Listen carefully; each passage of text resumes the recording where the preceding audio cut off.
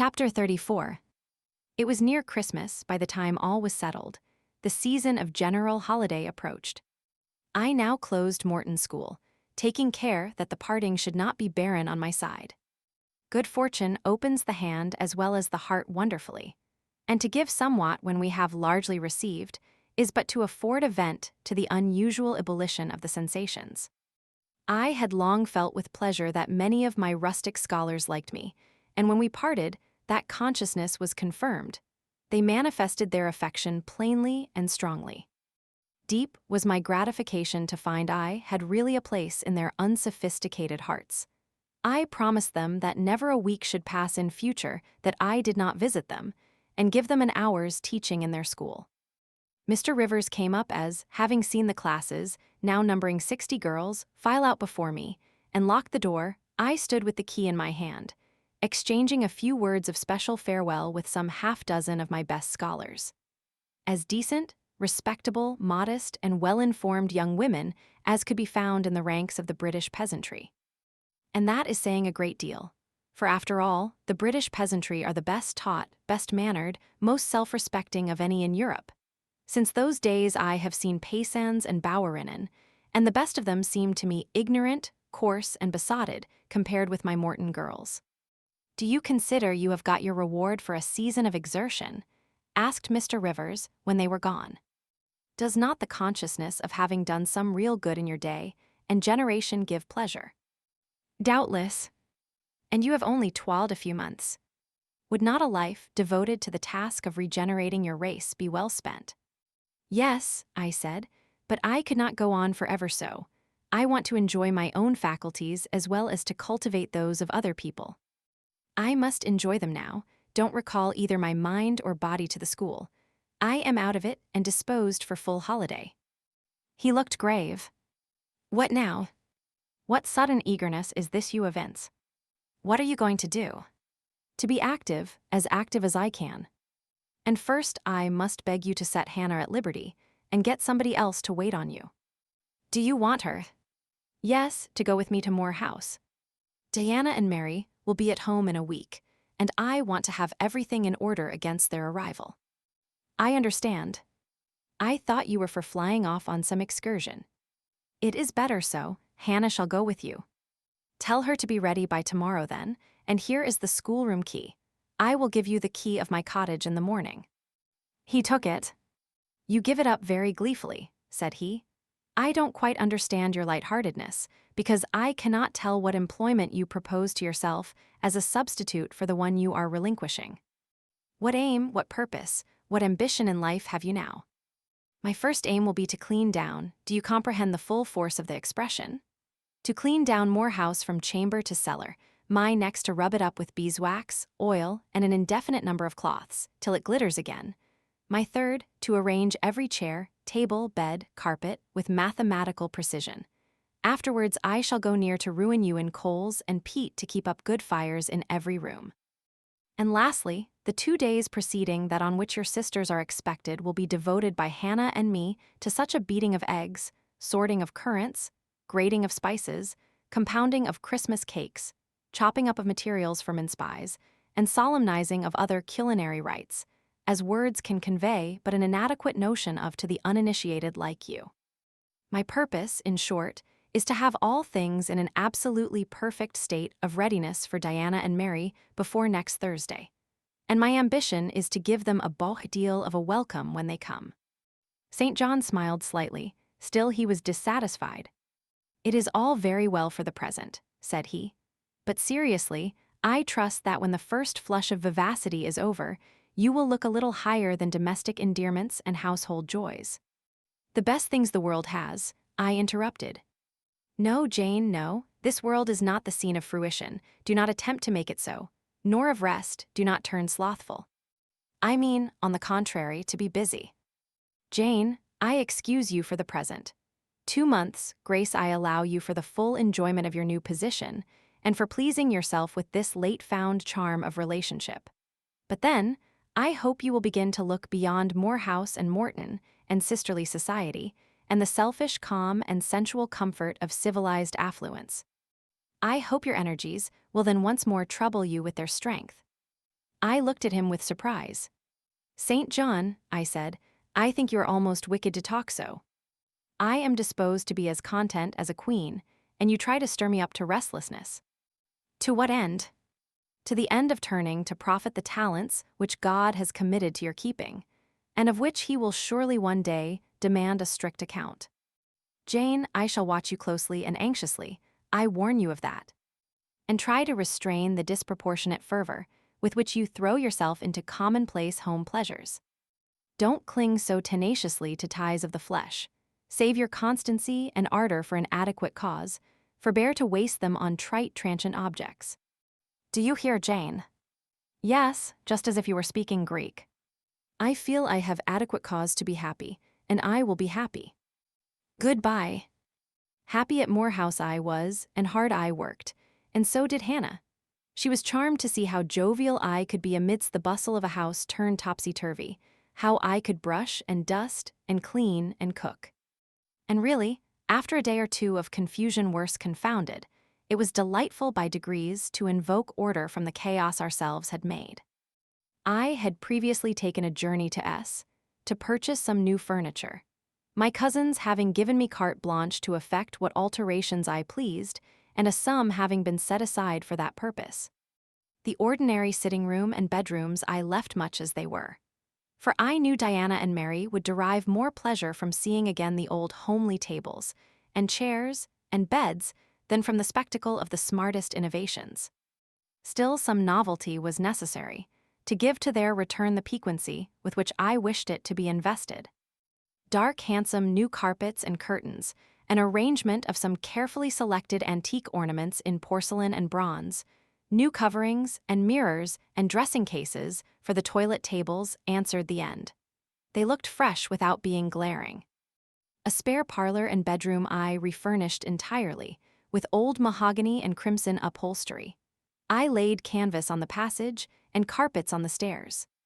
When all was finished, I thought Moor House as complete a model of bright, modest snugness within, as it was, at this season, a specimen of wintry waste and desert dreariness without. The eventful Thursday at length came. They were expected about dark, and ere-dusk fires were lit upstairs and below. The kitchen was in perfect trim, Hannah and I were dressed, and all was in readiness. St. John arrived first. I had entreated him to keep quite clear of the house till everything was arranged. And, indeed, the bare idea of the commotion, at once sordid and trivial, going on within its walls sufficed to scare him to estrangement. He found me in the kitchen, watching the progress of certain cakes for tea, then baking. Approaching the hearth, he asked if I was at last satisfied with housemaid's work. I answered by inviting him to accompany me on a general inspection of the result of my labors. With some difficulty, I got him to make the tour of the house. He just looked in at the doors I opened, and when he had wandered upstairs and downstairs, he said I must have gone through a great deal of fatigue and trouble to have effected such considerable changes in so short a time. But not a syllable did he utter indicating pleasure in the improved aspect of his abode. This silence damped me. I thought perhaps the alterations had disturbed some old associations he valued. I inquired whether this was the case, no doubt in a somewhat crestfallen tone. Not at all. He had, on the contrary, remarked that I had scrupulously respected every association. He feared, indeed, I must have bestowed more thought on the matter than it was worth. How many minutes, for instance, had I devoted to studying the arrangement of this very room? By the by, could I tell him where such a book was? I showed him the volume on the shelf. He took it down, and withdrawing to his accustomed window recess, he began to read it. Now, I did not like this reader. St. John was a good man, but I began to feel he had spoken truth of himself when he said he was hard and cold. The humanities and amenities of life had no attraction for him, its peaceful enjoyments no charm. Literally, he lived only to aspire, after what was good and great, certainly, but still he would never rest, nor approve of others resting round him. As I looked at his lofty forehead, still and pale as a white stone, at his fine lineaments fixed in study, I comprehended all at once that he would hardly make a good husband, that it would be a trying thing to be his wife. I understood, as by inspiration, the nature of his love for Miss Oliver. I agreed with him that it was but a love of the senses. I comprehended how he should despise himself for the feverish influence it exercised over him, how he should wish to stifle and destroy it, how he should mistrust its ever conducting permanently to his happiness or hers. I saw he was of the material from which nature hews her heroes, Christian and pagan, her lawgivers, her statesmen, her conquerors. A steadfast bulwark for great interests to rest upon, but at the fireside, too often a cold, cumbrous column, gloomy and out of place. This parlor is not his sphere, I reflected.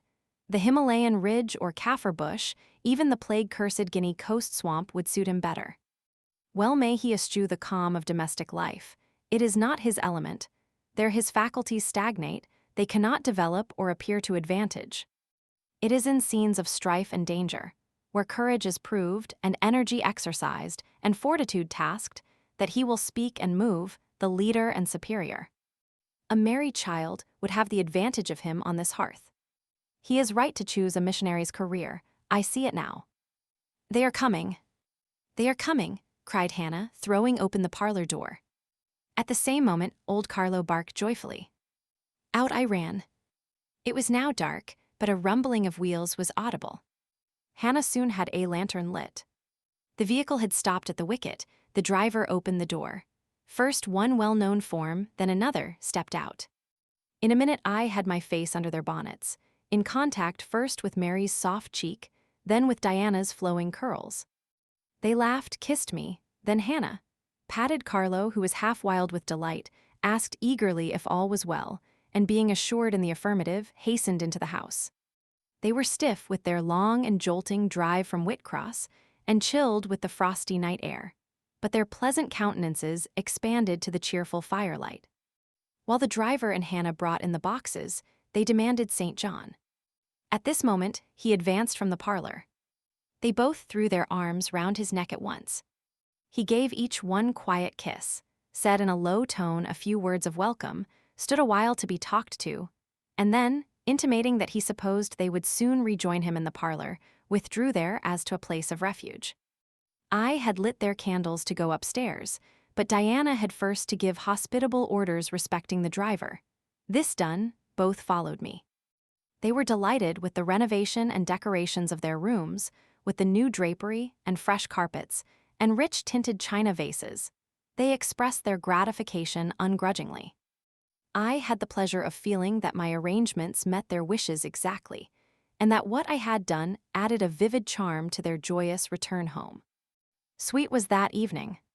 My cousins, full of exhilaration, were so eloquent in narrative and comment that their fluency covered St. John's taciturnity. He was sincerely glad to see his sisters, but in their glow of fervor and flow of joy, he could not sympathize. The event of the day, that is, the return of Diana and Mary, pleased him, but the accompaniments of that event, the glad tumult, the garrulous glee of reception irked him. I saw he wished the calmer morrow was come. In the very meridian of the night's enjoyment, about an hour after tea, a rap was heard at the door. Hannah entered with the intimation that a poor lad was come, at that unlikely time, to fetch Mr. Rivers to see his mother, who was drawing away. Where does she live, Hannah? Clear up at Whitcross Brow, almost 4 miles off, and moor and moss all the way. Tell him I will go. I'm sure, sir, you had better not.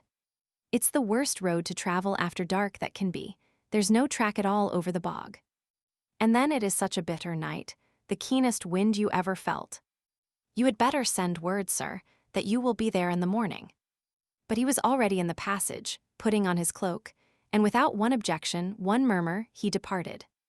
It was then 9 o'clock. He did not return till midnight. Starved and tired enough he was, but he looked happier than when he set out. He had performed an act of duty, made an exertion, felt his own strength to do and deny, and was on better terms with himself. I am afraid the whole of the ensuing week tried his patience. It was Christmas week. We took to no settled employment, but spent it in a sort of merry domestic dissipation. The air of the moors, the freedom of home, the dawn of prosperity, acted on Diana and Mary's spirits like some life-giving elixir. They were gay from morning till noon, and from noon till night. They could always talk, and their discourse, witty, pithy, original, had such charms for me that I preferred listening to and sharing in it to doing anything else. St. John did not rebuke our vivacity, but he escaped from it. He was seldom in the house. His parish was large, the population scattered, and he found daily business in visiting the sick and poor in its different districts. One morning at breakfast, Diana, after looking a little pensive for some minutes, asked him if his plans were yet unchanged. Unchanged and unchangeable, was the reply. And he proceeded to inform us that his departure from England was now definitively fixed for the ensuing year.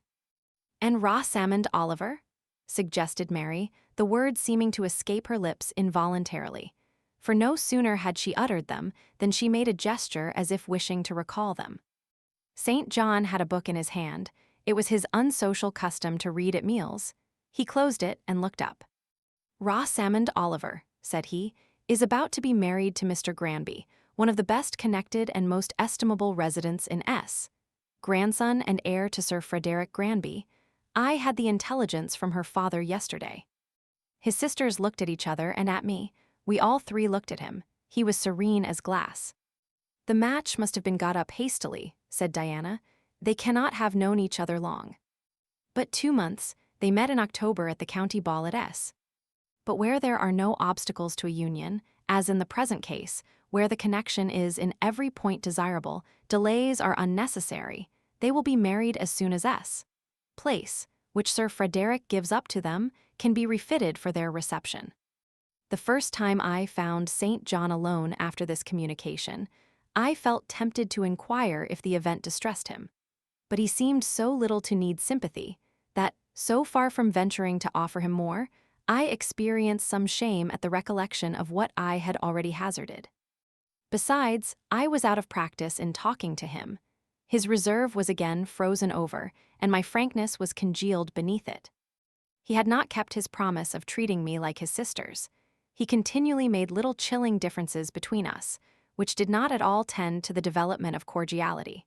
In short, now that I was acknowledged his kinswoman and lived under the same roof with him, I felt the distance between us to be far greater than when he had known me only as the village schoolmistress. When I remembered how far I had once been admitted to his confidence, I could hardly comprehend his present frigidity. Such being the case, I felt not a little surprised when he raised his head suddenly from the desk over which he was stooping, and said, "You see, Jane, the battle is fought and the victory won." Startled at being thus addressed, I did not immediately reply. After a moment's hesitation, I answered, "But are you sure you are not in the position of those conquerors, whose triumphs have cost them too dear? Would not such another ruin you?" "I think not, and if I were, it does not much signify. I shall never be called upon to contend for such another. The event of the conflict is decisive. My way is now clear. I thank God for it." So saying, he returned to his papers and his silence. As our mutual happiness, i.e., Diana's, Mary's, and mine, settled into a quieter character, and we resumed our usual habits and regular studies, St. John stayed more at home. He sat with us in the same room, sometimes for hours together. While Mary drew, Diana pursued a course of encyclopedic reading she had, to my awe and amazement, undertaken, and I fagged away at German. He pondered a mystic lore of his own, that of some Eastern tongue, the acquisition of which he thought necessary to his plans. Thus engaged, he appeared, sitting in his own recess, quiet and absorbed enough. But that blue eye of his had a habit of leaving the outlandish-looking grammar, and wandering over and sometimes fixing upon us, his fellow students, with a curious intensity of observation. If caught, it would be instantly withdrawn. Yet ever and anon, it returned searchingly to our table. I wondered what it meant. I wondered, too, at the punctual satisfaction he never failed to exhibit on an occasion that seemed to me of small moment, namely, my weekly visit to Morton School. And still more was I puzzled when, if the day was unfavorable, if there was snow, or rain, or high wind, and his sisters urged me not to go, he would invariably make light of their solicitude and encourage me to accomplish the task without regard to the elements. "Jane is not such a weakling as you would make her," he would say.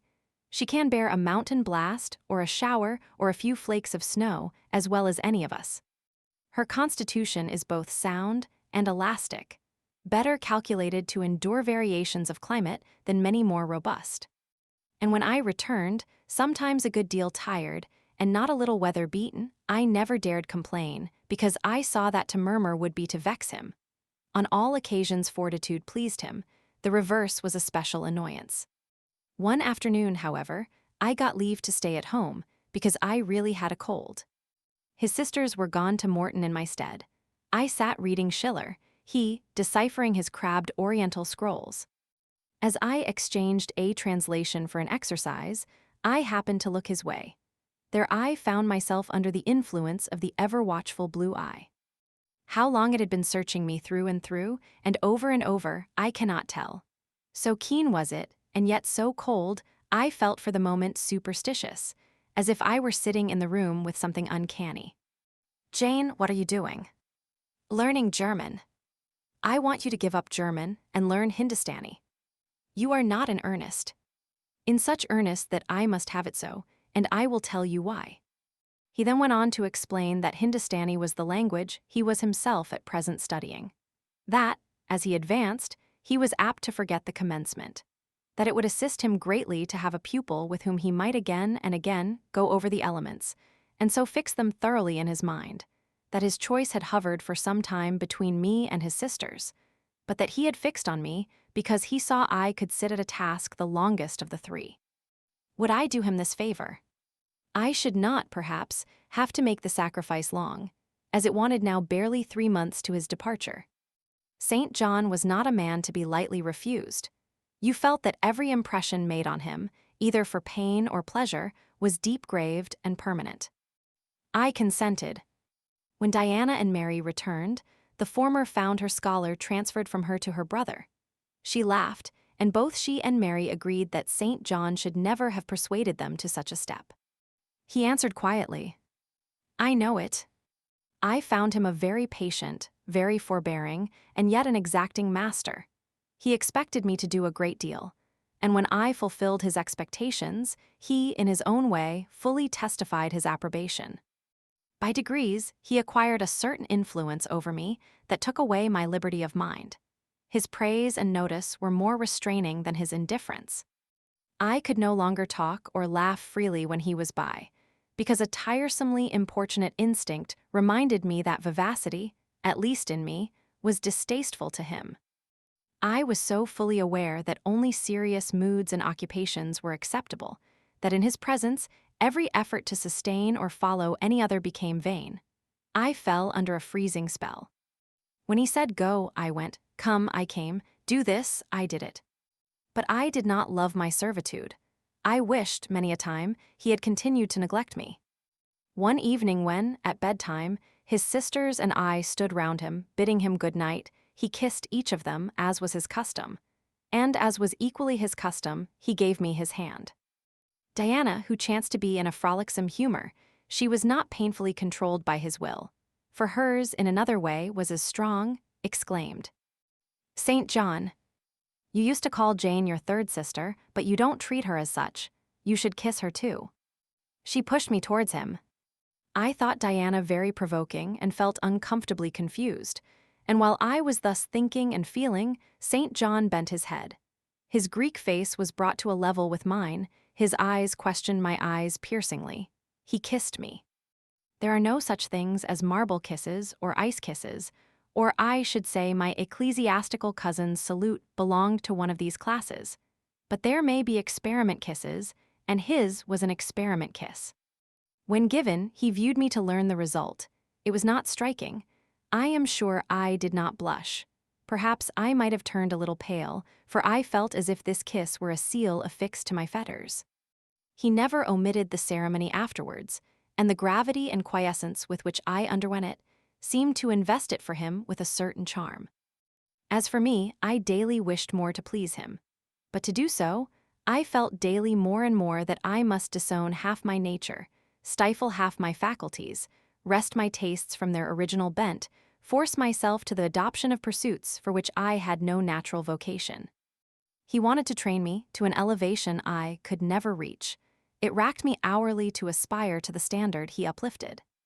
The thing was as impossible as to mold my irregular features to his correct and classic pattern, to give to my changeable green eyes the sea blue tint and solemn luster of his own. Not his ascendancy alone, however, held me in thrall at present. Of late it had been easy enough for me to look sad. A cankering evil sat at my heart and drained my happiness at its source, the evil of suspense. Perhaps you think I had forgotten Mr. Rochester, reader, amidst these changes of place and fortune. Not for a moment. His idea was still with me, because it was not a vapor sunshine could disperse, nor a sand-traced effigy storms could wash away. It was a name graven on a tablet, fated to last as long as the marble it inscribed. The craving to know what had become of him followed me everywhere. When I was at Morton, I re-entered my cottage every evening to think of that, and now at Moor House, I sought my bedroom each night to brood over it. In the course of my necessary correspondence with Mr. Briggs about the will, I had inquired if he knew anything of Mr. Rochester's present residence and state of health. But, as St. John had conjectured, he was quite ignorant of all concerning him. I then wrote to Mrs. Fairfax, entreating information on the subject. I had calculated with certainty on this step, answering my end. I felt sure it would elicit an early answer. I was astonished when a fortnight passed without reply. But when 2 months wore away, and day after day the post arrived and brought nothing for me, I fell a prey to the keenest anxiety. I wrote again. There was a chance of my first letter having missed. Renewed hope followed renewed effort. It shone like the former for some weeks, then, like it faded, flickered. Not a line, not a word reached me. When half a year wasted in vain expectancy, my hope died out, and then I felt dark indeed. A fine spring shone round me, which I could not enjoy. Summer approached. Diana tried to cheer me. She said I looked ill and wished to accompany me to the seaside. This St. John opposed. He said I did not want dissipation, I wanted employment. My present life was too purposeless, I required an aim, and, I suppose, by way of supplying deficiencies, he prolonged still further my lessons in Hindustani and grew more urgent in requiring their accomplishment. And I, like a fool, never thought of resisting him. I could not resist him. One day I had come to my studies in lower spirits than usual.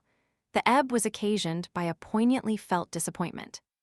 Hannah had told me in the morning there was a letter for me, and when I went down to take it, almost certain that the long-looked-for tidings were vouchsafed me at last, I found only an unimportant note from Mr. Briggs on business.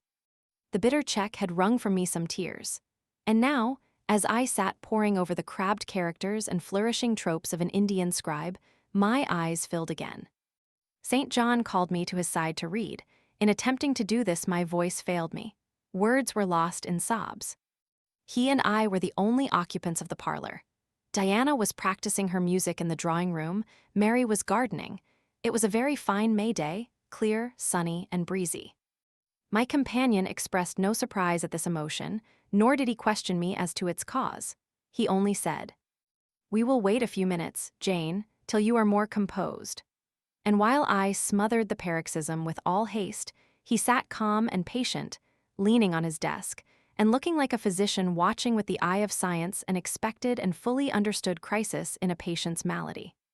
Having stifled my sobs, wiped my eyes, and muttered something about not being very well that morning, I resumed my task and succeeded in completing it. St. John put away my books in his, locked his desk, and said, "Now, Jane, you shall take a walk and with me. I will call Diana and Mary. No, I want only one companion this morning, and that must be you. Put on your things, go out by the kitchen door. Take the road towards the head of Marsh Glen. I will join you in a moment. I know no medium. I never in my life have known any medium in my dealings with positive, hard characters, antagonistic to my own, between absolute submission and determined revolt. I have always faithfully observed the one, up to the very moment of bursting, sometimes with volcanic vehemence, into the other. And as neither present circumstances warranted, nor my present mood inclined me to mutiny, I observed careful obedience to St. John's directions, and in 10 minutes I was treading the wild track of the glen, side by side with him. The breeze was from the west. It came over the hills, sweet with scents of heath and rush. The sky was of stainless blue. The stream descending the ravine, swelled with past spring rains, poured along plentiful and clear, catching golden gleams from the sun and sapphire tints from the firmament. As we advanced and left the track, we trod a soft turf, mossy fine and emerald green, minutely enameled with a tiny white flower and spangled with a star-like yellow blossom. The hills, meantime, shut us quite in, for the glen, towards its head, wound to their very core. "Let us rest here," said St. John, as we reached the first stragglers of a battalion of rocks, guarding a sort of pass, beyond which the beck rushed down a waterfall, and where, still a little farther, the mountain shook off turf and flower, had only heath for raiment and crag for gem, where it exaggerated the wild to the savage, and exchanged the fresh for the frowning, where it guarded the forlorn hope of solitude, and a last refuge for silence. I took a seat. St. John stood near me. He looked up the pass and down the hollow. His glance wandered away with the stream, and returned to traverse the unclouded heaven which colored it. He removed his hat, let the breeze stir his hair and kiss his brow. He seemed in communion with the genius of the haunt. With his eye, he bade farewell to something. "And I shall see it again," he said aloud, "in dreams when I sleep by the Ganges, and again in a more remote hour, when another slumber overcomes me on the shore of a darker stream." Strange words of a strange love. An austere patriot's passion for his fatherland. He sat down. For half an hour we never spoke, neither he to me nor I to him. That interval past, he recommenced. "Jane, I go in 6 weeks. I have taken my berth in an East Indiaman which sails on the 20th of June. God will protect you, for you have undertaken his work," I answered. "Yes," said he, "there is my glory and joy. I am the servant of an infallible master. I am not going out under human guidance, subject to the defective laws and erring control of my feeble fellow-worms. My king, my lawgiver, my captain, is the all-perfect. It seems strange to me that all round me do not burn to enlist under the same banner, to join in the same enterprise. All have not your powers, and it would be folly for the feeble to wish to march with the strong. I do not speak to the feeble or think of them. I address only such as are worthy of the work and competent to accomplish it. Those are few in number and difficult to discover. You say truly, but when found, it is right to stir them up, to urge and exhort them to the effort, to show them what their gifts are and why they were given, to speak heaven's message in their ear, to offer them, direct from God, a place in the ranks of his chosen. If they are really qualified for the task, will not their own hearts be the first to inform them of it? I felt as if an awful charm was framing round and gathering over me. I trembled to hear some fatal word spoken, which would at once declare and rivet the spell. "And what does your heart say?" demanded St. John. "My heart is mute, my heart is mute," I answered, struck and thrilled. "Then I must speak for it," continued the deep, relentless voice. "Jane, come with me to India. Come as my helpmeet and fellow-laborer." The glen and sky spun round, the hills heaved. It was as if I had heard a summons from heaven, as if a visionary messenger, like him of Macedonia, had announced, "Come over and help us." But I was no apostle. I could not behold the herald. I could not receive his call. "O St. John," I cried, "have some mercy." I appealed to one who, in the discharge of what he believed his duty, knew neither mercy nor remorse. He continued, "God and nature intended you for a missionary's wife. It is not personal, but mental endowments they have given you. You are formed for labor, not for love. A missionary's wife you shall be. You shall be mine. I claim you, not for my pleasure, but for my sovereign's service." "I am not fit for it. I have no vocation," I said. He had calculated on these first objections. He was not irritated by them. Indeed, as he leaned back against the crag behind him, folded his arms on his chest, and fixed his countenance, I saw he was prepared for a long and trying opposition, and had taken in a stock of patience to last him to its close, resolved, however, that close should be conquest for him. "Humility, Jane," said he, "is the groundwork of Christian virtues. You say right that you are not fit for the work. Who is fit for it? Or who, that ever was truly called, believed himself worthy of the summons? I, for instance, am but dust and ashes. With St. Paul, I acknowledge myself the chiefest of sinners. but I do not suffer this sense of my personal vileness to daunt me. I know my leader, that he is just as well as mighty, and while he has chosen a feeble instrument to perform a great task, he will, from the boundless stores of his providence, supply the inadequacy of the means to the end. Think like me, Jane, trust like me. It is the rock of ages I ask you to lean on. Do not doubt, but it will bear the weight of your human weakness. I do not understand a missionary life. I have never studied missionary labors. There I, humble as I am, can give you the aid you want. I can set you your task from hour to hour, stand by you always, help you from moment to moment. This I could do in the beginning. Soon, for I know your powers, you would be as strong and apt as myself and would not require my help. But my powers, where are they for this undertaking? I do not feel them. Nothing speaks or stirs in me while you talk. I am sensible of no light kindling, no life quickening, no voice counseling or cheering. Oh, I wish I could make you see how much my mind is at this moment like a rayless dungeon, with one shrinking fear fettered in its depths, the fear of being persuaded by you to attempt what I cannot accomplish. I have an answer for you, hear it. I have watched you ever since we first met. I have made you my study for 10 months. I have proved you in that time by sundry tests, and what have I seen and elicited? In the village school, I found you could perform well, punctually, uprightly, labor uncongenial to your habits and inclinations. I saw you could perform it with capacity and tact. You could win while you controlled. In the calm with which you learnt you had become suddenly rich, I read a mind clear of the vice of Damas. Lucre had no undue power over you. In the resolute readiness with which you cut your wealth into 4 shares, keeping but one to yourself, and relinquishing the 3 others to the claim of abstract justice, I recognized a soul that reveled in the flame and excitement of sacrifice. In the tractability with which, at my wish, you forsook a study in which you were interested, and adopted another because it interested me, in the untiring assiduity with which you have since persevered in it, in the unflagging energy and unshaken temper with which you have met its difficulties, I acknowledge the complement of the qualities I seek. Jane, you are docile, diligent, disinterested, faithful, constant, and courageous, very gentle and very heroic. Cease to mistrust yourself. I can trust you unreservedly. As a conductress of Indian schools and a helper amongst Indian women, your assistance will be to me invaluable. My iron shroud contracted round me, persuasion advanced with slow, sure step. Shut my eyes as I would, these last words of his succeeded in making the way, which had seemed blocked up, comparatively clear.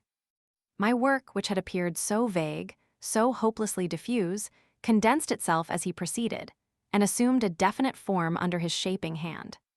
He waited for an answer. I demanded a quarter of an hour to think, before I again hazarded a reply. Very willingly, he rejoined, and rising, he strode a little distance up the pass, threw himself down on a swell of heath, and there lay still. He threw himself down on a swell of heath, and there lay still. I can do what he wants me to do. I am forced to see and acknowledge that, I meditated. That is, if life be spared me. But I feel mine is not the existence to be long protracted under an Indian sun. What then? He does not care for that. When my time came to die, he would resign me in all serenity and sanctity to the God who gave me. The case is very plain before me. In leaving England, I should leave a loved but empty land. Mr. Rochester is not there, and if he were, what can that ever be to me? My business is to live without him now. Nothing so absurd, so weak as to drag on from day to day, as if I were waiting some impossible change in circumstances which might reunite me to him. Of course, as St. John once said, I must seek another interest in life to replace the one lost. Is not the occupation he now offers me truly the most glorious man can adopt or God assign? Is it not, by its noble cares and sublime results, the one best calculated to fill the void left by uptorn affections and demolished hopes? I believe I must say yes, and yet I shudder. Alas! If I join St. John, I abandon half myself. If I go to India, I go to premature death. And how will the interval between leaving England for India and India for the grave be filled? Oh, I know well. That too is very clear to my vision. By straining to satisfy St. John till my sinews ache, I shall satisfy him to the finest central point and farthest outward circle of his expectations. If I do go with him, if I do make the sacrifice he urges, I will make it absolutely. I will throw all on the altar, heart, vitals, the entire victim. He will never love me, but he shall approve me. I will show him energies he has not yet seen, resources he has never suspected. Yes, I can work as hard as he can, and with as little grudging. Consent, then, to his demand is possible, but for one item, one dreadful item.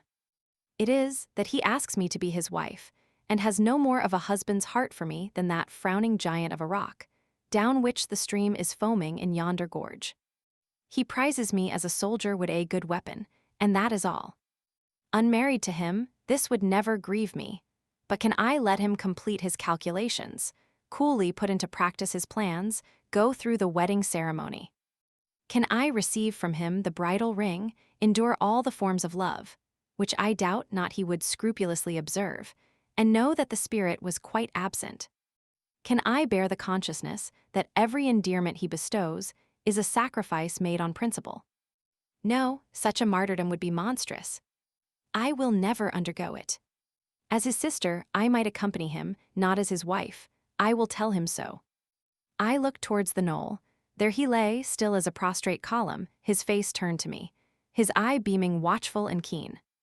He started to his feet and approached me. I am ready to go to India, if I may go free. Your answer requires a commentary, he said. It is not clear. You have hitherto been my adopted brother, I your adopted sister. Let us continue as such. You and I had better not marry. He shook his head. Adopted fraternity will not do in this case. If you were my real sister, it would be different. I should take you and seek no wife. But as it is, either our union must be consecrated and sealed by marriage, or it cannot exist. Practical obstacles oppose themselves to any other plan. Do you not see it, Jane? Consider a moment, your strong sense will guide you. I did consider, and still my sense, such as it was, directed me only to the fact that we did not love each other as man and wife should, and therefore it inferred we ought not to marry. I said so. St. John, I returned, I regard you as a brother, you me as a sister, so let us continue. We cannot, he answered with short, sharp determination. It would not do. You have said you will go with me to India. Remember, you have said that. Conditionally. Well. To the main point, the departure with me from England, the cooperation with me in my future labors, you do not object. You have already as good as put your hand to the plow. You are too consistent to withdraw it. You have but one end to keep in view, how the work you have undertaken can best be done. Simplify your complicated interests, feelings, thoughts, wishes, aims, merge all considerations in one purpose, that of fulfilling with effect, with power, the mission of your great master. To do so, you must have a coadjutor, not a brother that is a loose tie, but a husband. I, too, do not want a sister. A sister might any day be taken from me. I want a wife, the sole helpmeet I can influence efficiently in life and retain absolutely till death. I shuddered as he spoke. I felt his influence in my marrow, his hold on my limbs. Seek one elsewhere than in me, St. John. Seek one fitted to you. One fitted to my purpose, you mean fitted to my vocation. Again, I tell you it is not the insignificant private individual, the mere man, with the man's selfish senses, I wish to mate. It is the missionary. And I will give the missionary my energies, it is all he wants, but not myself. That would be only adding the husk and shell to the kernel. For them he has no use, I retain them. You cannot, you ought not. Do you think God will be satisfied with half an oblation? Will he accept a mutilated sacrifice? It is the cause of God I advocate. It is under his standard I enlist you. I cannot accept on his behalf a divided allegiance. It must be entire. Oh, I will give my heart to God, I said. You do not want it. I will not swear, reader, that there was not something of repressed sarcasm both in the tone in which I uttered this sentence, and in the feeling that accompanied it. I had silently feared St. John till now, because I had not understood him. He had held me in awe, because he had held me in doubt. How much of him was saint, how much mortal, I could not heretofore tell, but revelations were being made in this conference. The analysis of his nature was proceeding before my eyes. I saw his fallibilities, I comprehended them. I understood that, sitting there where I did on the bank of heath, and with that handsome form before me, I sat at the feet of a man, erring as I. The veil fell from his hardness and despotism. Having felt in him the presence of these qualities, I felt his imperfection and took courage. I was with an equal, one with whom I might argue, one whom, if I saw good, I might resist. He was silent after I had uttered the last sentence, and I presently risked an upward glance at his countenance. His eye, bent on me, expressed at once stern surprise and keen inquiry. Is she sarcastic and sarcastic to me? It seemed to say. What does this signify? Do not let us forget that this is a solemn matter, he said ere long, one of which we may neither think nor talk lightly without sin. I trust, Jane, you are in earnest when you say you will serve your heart to God. It is all I want. Once wrench your heart from man and fix it on your Maker. The advancement of that Maker's spiritual kingdom on earth will be your chief delight and endeavor. You will be ready to do at once whatever furthers that end. You will see what impetus would be given to your efforts, and mine by our physical and mental union in marriage. The only union that gives a character of permanent conformity to the destinies and designs of human beings. And, passing over all minor caprices, all trivial difficulties and delicacies of feeling, all scruple about the degree, kind, strength, or tenderness of mere personal inclination, you will hasten to enter into that union at once. Shall I said briefly, and I looked at his features, beautiful in their harmony but strangely formidable in their still severity, at his brow, commanding but not open, at his eyes, bright and deep and searching but never soft, at his tall, imposing figure, and fancied myself in idea his wife. Oh, it would never do. As his curate, his comrade, all would be right. I would cross oceans with him in that capacity, toil under eastern suns, in Asian deserts with him in that office. Admire and emulate his courage and devotion and vigor, accommodate quietly to his masterhood. Smile undisturbed at his ineradicable ambition, discriminate the Christian from the man, profoundly esteem the one, and freely forgive the other. I should suffer often, no doubt, attached to him only in this capacity. My body would be under rather a stringent yoke, but my heart and mind would be free. I should still have my unblighted self to turn to, my natural, unenslaved feelings with which to communicate in moments of loneliness. There would be recesses in my mind which would be only mine, to which he never came, and sentiments growing there fresh and sheltered which his austerity could never blight, nor his measured warrior march trample down. But as his wife, at his side always, and always restrained, and always checked, forced to keep the fire of my nature continually low, to compel it to burn inwardly and never utter a cry, though the imprisoned flame consumed vital after vital, this would be unendurable. St. John, I exclaimed, when I had got so far in my meditation. Well, he answered icily. I repeat, I freely consent to go with you as your fellow missionary, but not as your wife. I cannot marry you and become part of you. A part of me you must become, he answered steadily, otherwise the whole bargain is void. How can I, a man not yet 30, take out with me to India a girl of 19, unless she be married to me? How can we be forever together, sometimes in solitudes, sometimes amidst savage tribes, and unwed? Very well, I said shortly. Under the circumstances, quite as well as if I were either your real sister or a man and a clergyman like yourself. It is known that you are not my sister. I cannot introduce you as such. To attempt it would be to fasten injurious suspicions on us both. And for the rest, though you have a man's vigorous brain, you have a woman's heart, and it would not do. It would do, I affirmed with some disdain, perfectly well. I have a woman's heart, but not where you are concerned. For you I have only a comrade's constancy, a fellow soldier's frankness, fidelity, fraternity, if you like, a neophyte's respect and submission to his hierophant, nothing more, don't fear. It is what I want, he said, speaking to himself. It is just what I want. And there are obstacles in the way, they must be hewn down. Jane, you would not repent marrying me, be certain of that. We must be married. I repeat it, there is no other way, and undoubtedly enough of love would follow upon marriage to render the union right even in your eyes. I scorn your idea of love, I could not help saying, as I rose up and stood before him, leaning my back against the rock. I scorn the counterfeit sentiment you offer. Yes, St. John, and I scorn you when you offer it. He looked at me fixedly, compressing his well-cut lips while he did so. Whether he was incensed or surprised, or what, it was not easy to tell. He could command his countenance thoroughly. I scarcely expected to hear that expression from you, he said. I think I have done and uttered nothing to deserve scorn. I was touched by his gentle tone, and overawed by his high, calm mien. Forgive me the words, St. John, but it is your own fault that I have been roused to speak so unguardedly. You have introduced a topic on which our natures are at variance, a topic we should never discuss. The very name of love is an apple of discord between us. If the reality were required, what should we do? How should we feel? My dear cousin, abandon your scheme of marriage, forget it. No, said he, it is a long-cherished scheme, and the only one which can secure my great end, but I shall urge you no further at present. Tomorrow, I leave home for Cambridge. I have many friends there to whom I should wish to say farewell. I shall be absent a fortnight. Take that space of time to consider my offer, and do not forget that if you reject it, it is not me you deny, but God.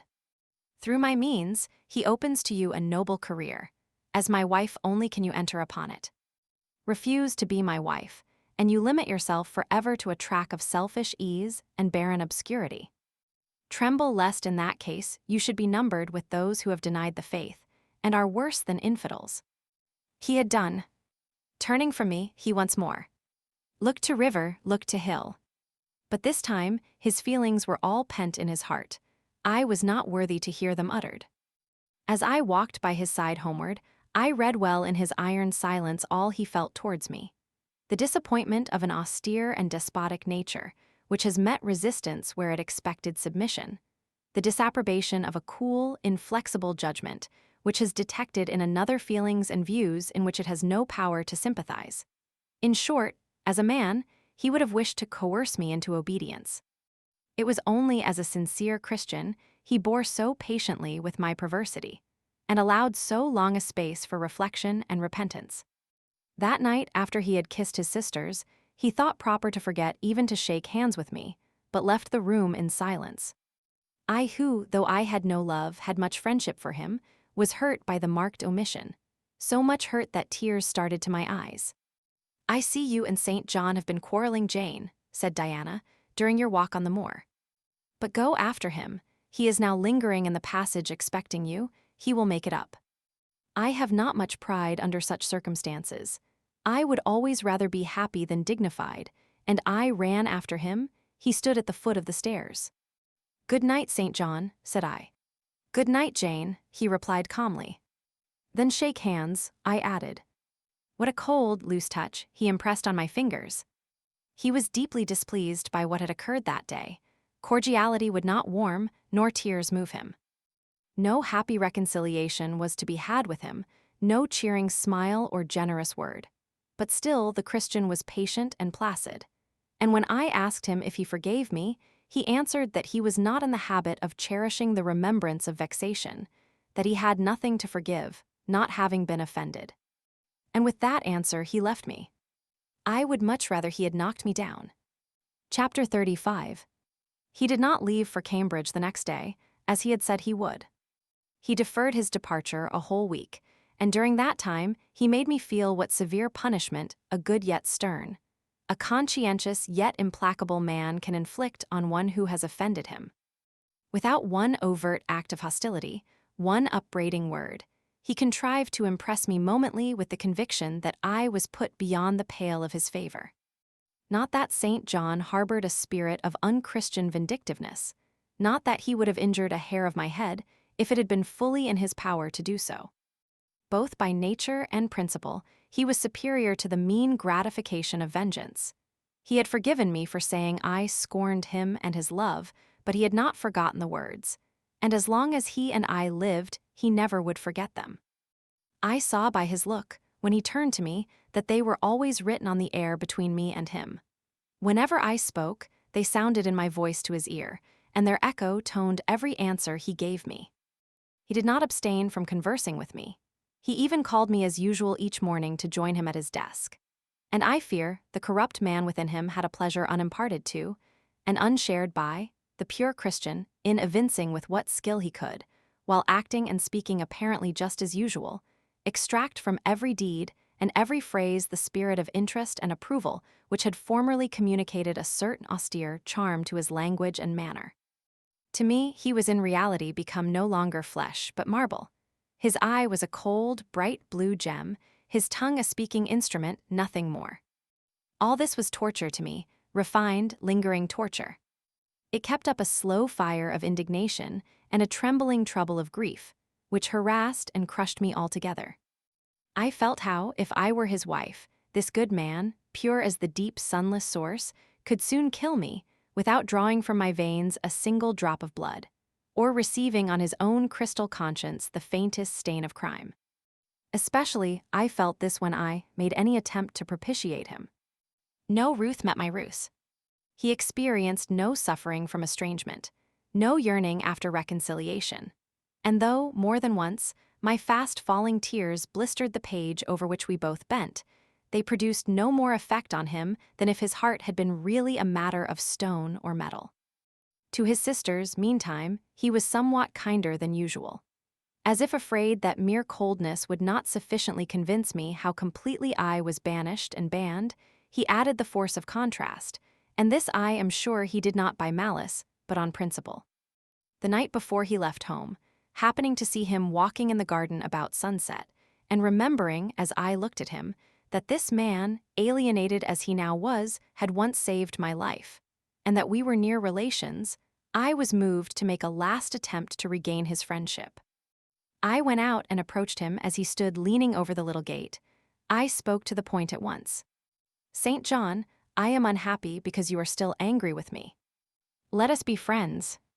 "I hope we are friends," was the unmoved reply, while he still watched the rising of the moon, which he had been contemplating as I approached. "No, St. John, we are not friends as we were. You know that. Are we not? That is wrong. For my part, I wish you no ill and all good. I believe you, St. John, for I am sure you are incapable of wishing anyone ill. But, as I am your kinswoman, I should desire somewhat more of affection than that sort of general philanthropy you extend to mere strangers." "Of course," he said, "your wish is reasonable, and I am far from regarding you as a stranger." This, spoken in a cool, tranquil tone, was mortifying and baffling enough. Had I attended to the suggestions of pride and ire, I should immediately have left him, but something worked within me more strongly than those feelings could. I deeply venerated my cousin's talent and principle. His friendship was of value to me, to lose it tried me severely. I would not so soon relinquish the attempt to reconquer it. "Must we part in this way, St. John? And when you go to India, will you leave me so, without a kinder word than you have yet spoken?" He now turned quite from the moon and faced me. "When I go to India, Jane, will I leave you?" "What? Do you not go to India? You said I could not unless I married you. And you will not marry me. You adhere to that resolution. Reader, do you know, as I do, what terror those cold people can put into the ice of their questions? How much of the fall of the avalanche is in their anger? Of the breaking up of the frozen sea in their displeasure? No. St. John, I will not marry you. I adhere to my resolution." The avalanche had shaken and slid a little forward, but it did not yet crash down. "Once more, why this refusal?" he asked. "Formerly," I answered, "because you did not love me. Now I reply because you almost hate me. If I were to marry you, you would kill me. You are killing me now." His lips and cheeks turned white, quite white. "I should kill you, I am killing you. Your words are such as ought not to be used, violent, unfeminine, and untrue. They betray an unfortunate state of mind. They merit severe reproof. They would seem inexcusable, but that it is the duty of man to forgive his fellow even until 77 times. I had finished the business now. While earnestly wishing to erase from his mind the trace of my former offense, I had stamped on that tenacious surface another and far deeper impression. I had burnt it in. "Now you will indeed hate me," I said. "It is useless to attempt to conciliate you. I see I have made an eternal enemy of you." A fresh wrong did these words inflict, the worse because they touched on the truth. That bloodless lip quivered to a temporary spasm. I knew the steely ire I had whetted. I was heart-wrung. "You utterly misinterpret my words," I said, at once seizing his hand. "I have no intention to grieve or pain you, indeed I have not." Most bitterly he smiled, most decidedly he withdrew his hand from mine. "And now you recall your promise, and will not go to India at all, I presume?" said he, after a considerable pause. "Yes, I will as your assistant," I answered.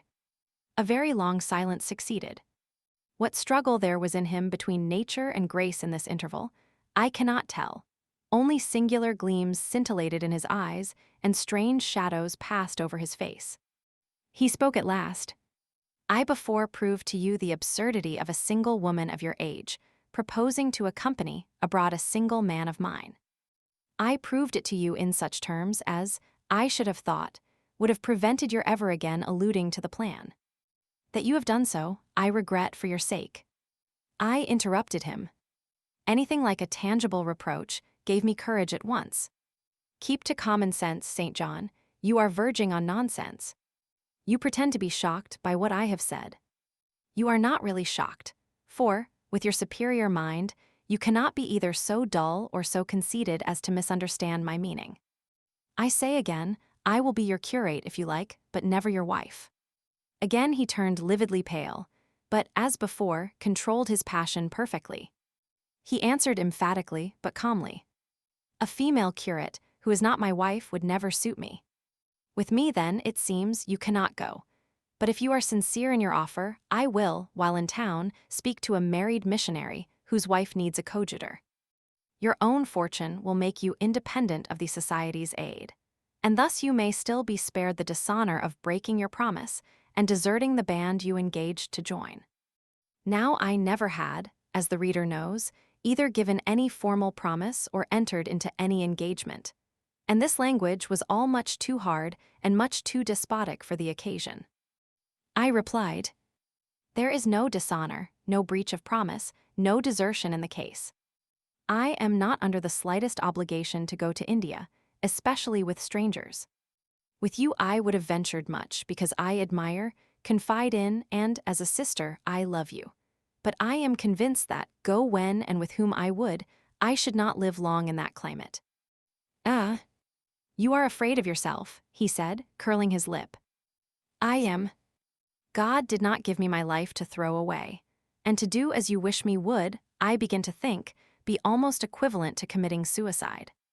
Moreover, before I definitively resolve on quitting England, I will know for certain whether I cannot be of greater use by remaining in it than by leaving it."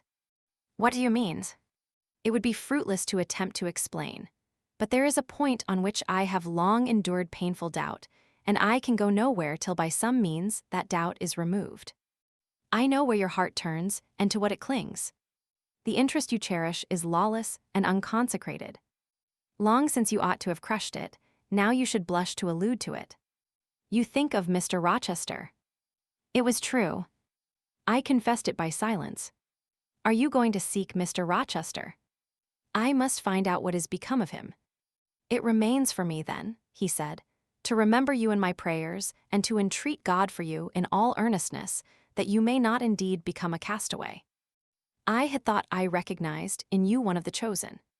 But God sees not as man sees, his will be done. He opened the gate, passed through it, and strayed away down the glen. He was soon out of sight. On re-entering the parlor, I found Diana standing at the window, looking very thoughtful. Diana was a great deal taller than I. She put her hand on my shoulder and, stooping, examined my face. "Jane," she said, "you are always agitated and pale now. I am sure there is something the matter. Tell me what business, St. John, and you have on hands. I have watched you this half hour from the window. You must forgive my being such a spy, but for a long time I have fancied I hardly know what." St. John is a strange being. She paused. I did not speak. Soon she resumed. That brother of mine cherishes peculiar views of some sort respecting you, I am sure. He has long distinguished you by a notice and interest he never showed to anyone else. To what end? I wish he loved you. Does he, Jane? I put her cool hand to my hot forehead. No, Di, not one whit. Then why does he follow you so with his eyes, and get you so frequently alone with him, and keep you so continually at his side? Mary and I had both concluded he wished you to marry him. He does. He has asked me to be his wife. Diana clapped her hands. That is just what we hoped and thought. And you will marry him, Jane, won't you? And then he will stay in England. Far from that, Diana. His sole idea in proposing to me is to procure a fitting fellow laborer in his Indian toils. What? He wishes you to go to India. Yes. Madness, she exclaimed. You would not live 3 months there, I am certain. You never shall go. You have not consented, have you, Jane? I have refused to marry him. And have consequently displeased him, she suggested. Deeply, he will never forgive me, I fear. Yet I offered to accompany him as his sister. It was frantic folly to do so, Jane. Think of the task you undertook, one of incessant fatigue, where fatigue kills even the strong and you are weak.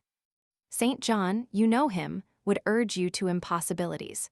With him there would be no permission to rest during the hot hours, and unfortunately, I have noticed whatever he exacts, you force yourself to perform. I am astonished you found courage to refuse his hand. You do not love him then, Jane? Not as a husband. Yet he is a handsome fellow. And I am so plain, you see, Di. We should never suit. Plain? You? Not at all. You are much too pretty, as well as too good, to be grilled alive in Calcutta. And again, she earnestly conjured me to give up all thoughts of going out with her brother. I must indeed, I said, for when just now I repeated the offer of serving him for a deacon, he expressed himself shocked at my want of decency. He seemed to think I had committed an impropriety in proposing to accompany him unmarried, as if I had not from the first hoped to find in him a brother, and habitually regarded him as such. What makes you say he does not love you, Jane? You should hear himself on the subject. He has again and again explained that it is not himself, but his office he wishes to mate. He has told me I am formed for labor, not for love, which is true, no doubt. But in my opinion, if I am not formed for love, it follows that I am not formed for marriage. Would it not be strange, Di, to be chained for life to a man who regarded one but as a useful tool? Insupportable, unnatural, out of the question. And then, I continued, though I have only sisterly affection for him now, yet if forced to be his wife, I can imagine the possibility of conceiving an inevitable, strange, torturing kind of love for him, because he is so talented. And there is often a certain heroic grandeur in his look, manner, and conversation. In that case, my lot would become unspeakably wretched. He would not want me to love him, and if I showed the feeling, he would make me sensible that it was a superfluity, unrequired by him, unbecoming in me. I know he would. And yet St. John is a good man, said Diana. He is a good and a great man, but he forgets, pitilessly, the feelings and claims of little people, in pursuing his own large views. It is better, therefore, for the insignificant to keep out of his way, lest, in his progress, he should trample them down. Here he comes. I will leave you, Diana, and I hastened upstairs as I saw him entering the garden. But I was forced to meet him again at supper. During that meal, he appeared just as composed as usual. I had thought he would hardly speak to me, and I was certain he had given up the pursuit of his matrimonial scheme. The sequel showed I was mistaken on both points. He addressed me precisely in his ordinary manner, or what had of late been his ordinary manner, one scrupulously polite. No doubt he had invoked the help of the Holy Spirit to subdue the anger I had roused in him, and now believed he had forgiven me once more. For the evening reading before prayers, he selected the 21st chapter of Revelation. It was at all times pleasant to listen while from his lips fell the words of the Bible. Never did his fine voice sound at once so sweet and full. Never did his manner become so impressive in its noble simplicity, as when he delivered the oracles of God. And tonight that voice took a more solemn tone, that manner a more thrilling meaning, as he sat in the midst of his household circle, the May moon shining in through the uncurtained window and rendering almost unnecessary the light of the candle on the table. As he sat there, bending over the great old Bible, and described from its page the vision of the new heaven and the new earth, told how God would come to dwell with men, how he would wipe away all tears from their eyes, and promised that there should be no more death, neither sorrow nor crying, nor any more pain, because the former things were passed away. The succeeding words thrilled me strangely as he spoke them, especially as I felt, by the slight, indescribable alteration in sound, that in uttering them his eye had turned on me. He that overcometh shall inherit all things, and I will be his God, and he shall be my son. But was slowly, distinctly read. The fearful, the unbelieving, and see, shall have their part in the lake which burneth with fire and brimstone, which is the second death. Henceforward, I knew what fate St. John feared for me. A calm, subdued triumph, blent with a longing earnestness, marked his enunciation of the last glorious verses of that chapter. The reader believed his name was already written in the Lamb's book of life, and he yearned after the hour which should admit him to the city to which the kings of the earth bring their glory and honor, which has no need of sun or moon to shine in it, because the glory of God lightens it, and the Lamb is the light thereof. In the prayer following the chapter, all his energy gathered, all his stern zeal woke. He was in deep earnest, wrestling with God, and resolved on a conquest. He supplicated strength for the weak-hearted, guidance for wanderers from the fold. A return, even at the 11th hour, for those whom the temptations of the world and the flesh were luring from the narrow path. He asked, he urged, he claimed the boon of a brand snatched from the burning. Earnestness is ever deeply solemn. First, as I listened to that prayer, I wondered at his. Then, when it continued and rose, I was touched by it, and at last awed. He felt the greatness and goodness of his purpose so sincerely. Others who heard him plead for it could not but feel it too. The prayer over, we took leave of him. He was to go at a very early hour in the morning. Diana and Mary, having kissed him, left the room, in compliance, I think, with a whispered hint from him. I tendered my hand and wished him a pleasant journey. "Thank you, Jane." As I said, I shall return from Cambridge in a fortnight. That space, then, is yet left you for reflection. If I listened to human pride, I should say no more to you of marriage with me. But I listen to my duty, and keep steadily in view my first aim, to do all things to the glory of God. My master was long-suffering, so will I be. I cannot give you up to perdition as a vessel of wrath. Repent, resolve, while there is yet time. Remember, we are bid to work while it is day, warned that the night cometh when no man shall work. Remember the fate of Dives, who had his good things in this life. God give you strength to choose that better part which shall not be taken from you. He laid his hand on my head as he uttered the last words. He had spoken earnestly, mildly. His look was not, indeed, that of a lover beholding his mistress, but it was that of a pastor recalling his wandering sheep, or better, of a guardian angel watching the soul for which he is responsible. All men of talent, whether they be men of feeling or not, whether they be zealots or aspirants or despots, provided only they be sincere, have their sublime moments when they subdue and rule. I felt veneration for St. John, veneration so strong that its impetus thrust me at once to the point I had so long shunned. I was tempted to cease struggling with him, to rush down the torrent of his will into the gulf of his existence, and there lose my own. I was almost as hard beset by him now as I had been once before, in a different way, by another. I was a fool both times.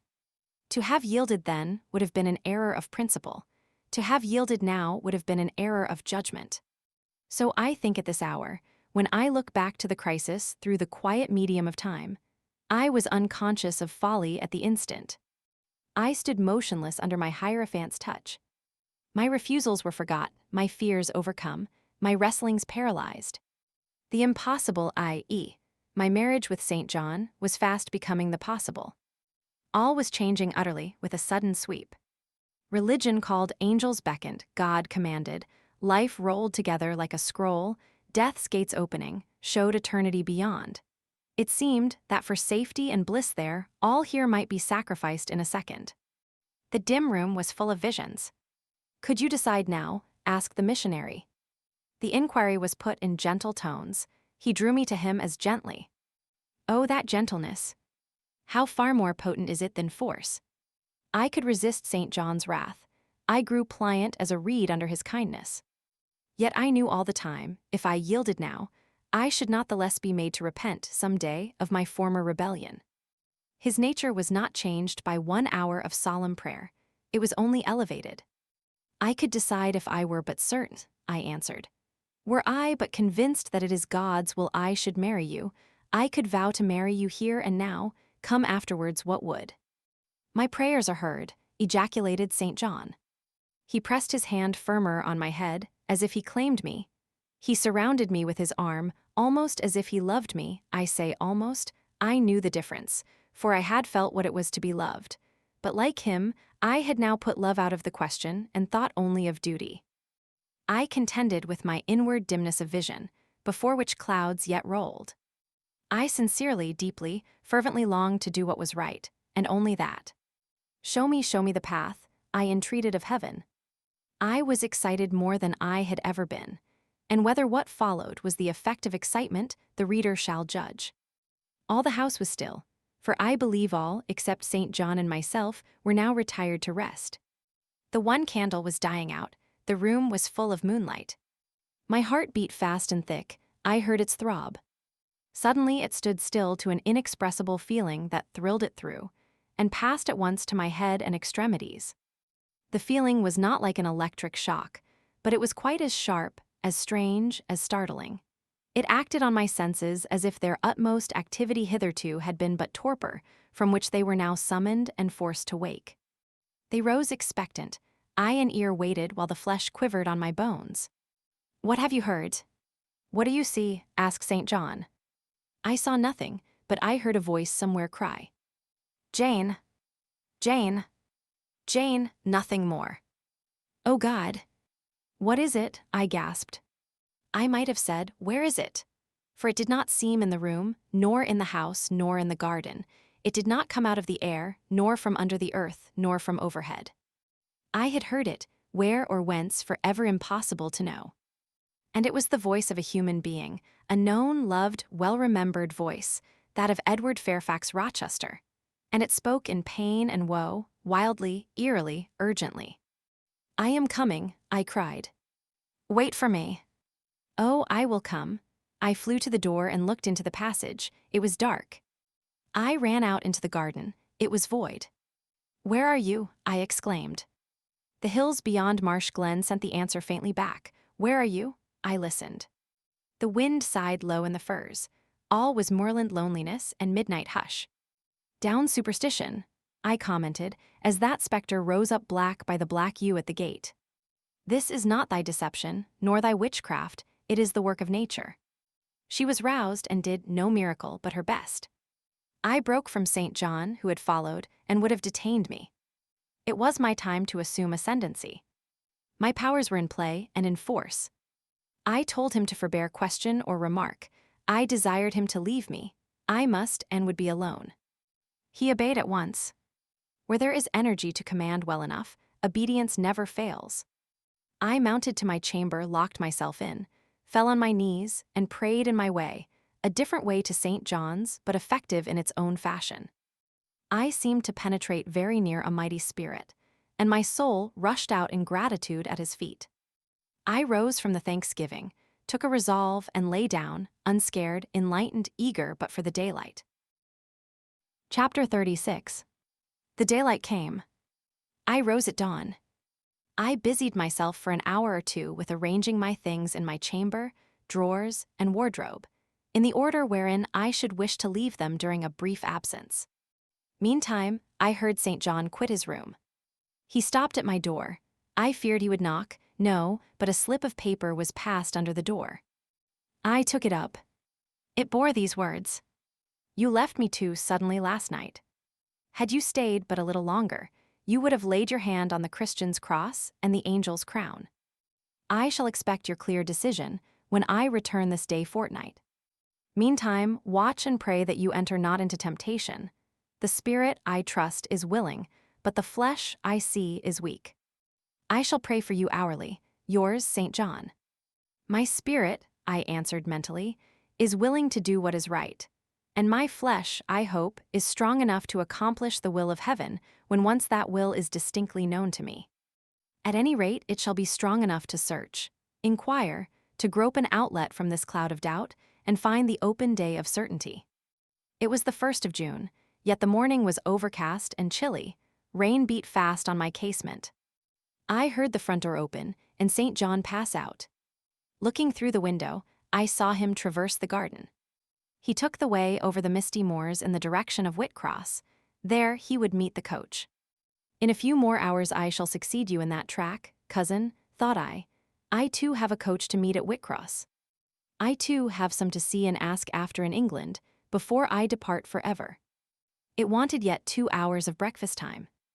I filled the interval in walking softly about my room, and pondering the visitation which had given my plans their present bent. I recalled that inward sensation I had experienced, for I could recall it with all its unspeakable strangeness. I recalled the voice I had heard. Again I questioned whence it came, as vainly as before. It seemed in me, not in the external world.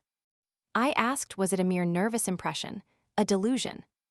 I could not conceive or believe. It was more like an inspiration.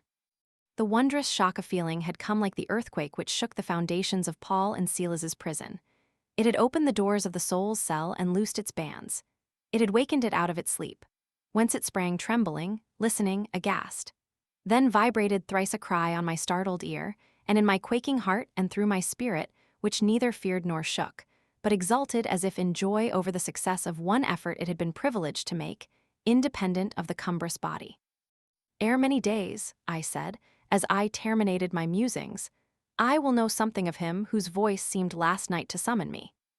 Letters have proved of no avail, personal inquiry shall replace them. At breakfast, I announced to Diana and Mary that I was going a journey, and should be absent at least 4 days. Alone, Jane, they asked. Yes, it was to see or hear news of a friend about whom I had for some time been uneasy. They might have said, as I have no doubt they thought, that they had believed me to be without any friends save them. For indeed, I had often said so, but with their true natural delicacy, they abstained from comment, except that Diana asked me if I was sure I was well enough to travel. I looked very pale, she observed. I replied that nothing ailed me save anxiety of mind, which I hoped soon to alleviate. It was easy to make my further arrangements, for I was troubled with no inquiries, no surmises. Having once explained to them that I could not now be explicit about my plans, they kindly and wisely acquiesced in the silence with which I pursued them. According to me, the privilege of free action I should under similar circumstances have accorded them. I left Moor House at 3:00 p.m., and soon after 4 I stood at the foot of the signpost of Whitcross, waiting the arrival of the coach which was to take me to distant Thornfield. Amidst the silence of those solitary roads and desert hills, I heard it approach from a great distance. It was the same vehicle whence, a year ago, I had alighted one summer evening on this very spot. How desolate and hopeless and objectless. It stopped as I beckoned. I entered, not now obliged to part with my whole fortune as the price of its accommodation. Once more on the road to Thornfield, I felt like the messenger pigeon flying home. It was a journey of 36 hours. I had set out from Whitcross on a Tuesday afternoon, and early on the succeeding Thursday morning, the coach stopped to water the horses at a wayside inn, situated in the midst of scenery whose green hedges and large fields and low pastoral hills, how mild of feature and verdant of hue compared with the stern North Midland moors of Morton, met my eye like the lineaments of a once familiar face. Yes, I knew the character of this landscape. I was sure we were near my bourne. How far is Thornfield Hall from here? I asked of the ostler. Just 2 miles, ma'am, across the fields.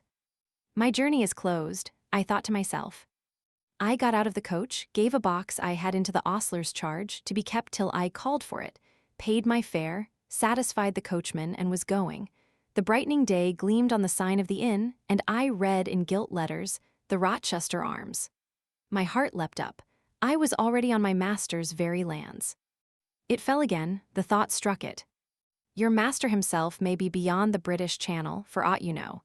And then, if he is at Thornfield Hall, towards which you hasten, who besides him is there? His lunatic wife, and you have nothing to do with him. You dare not speak to him or seek his presence. You have lost your labor, you had better go no farther, urged the monitor. Ask information of the people at the inn, they can give you all you seek, they can solve your doubts at once. Go up to that man, and inquire if Mr. Rochester be at home. The suggestion was sensible, and yet I could not force myself to act on it. I so dreaded a reply that would crush me with despair. To prolong doubt was to prolong hope. I might yet once more see the hall under the ray of her star.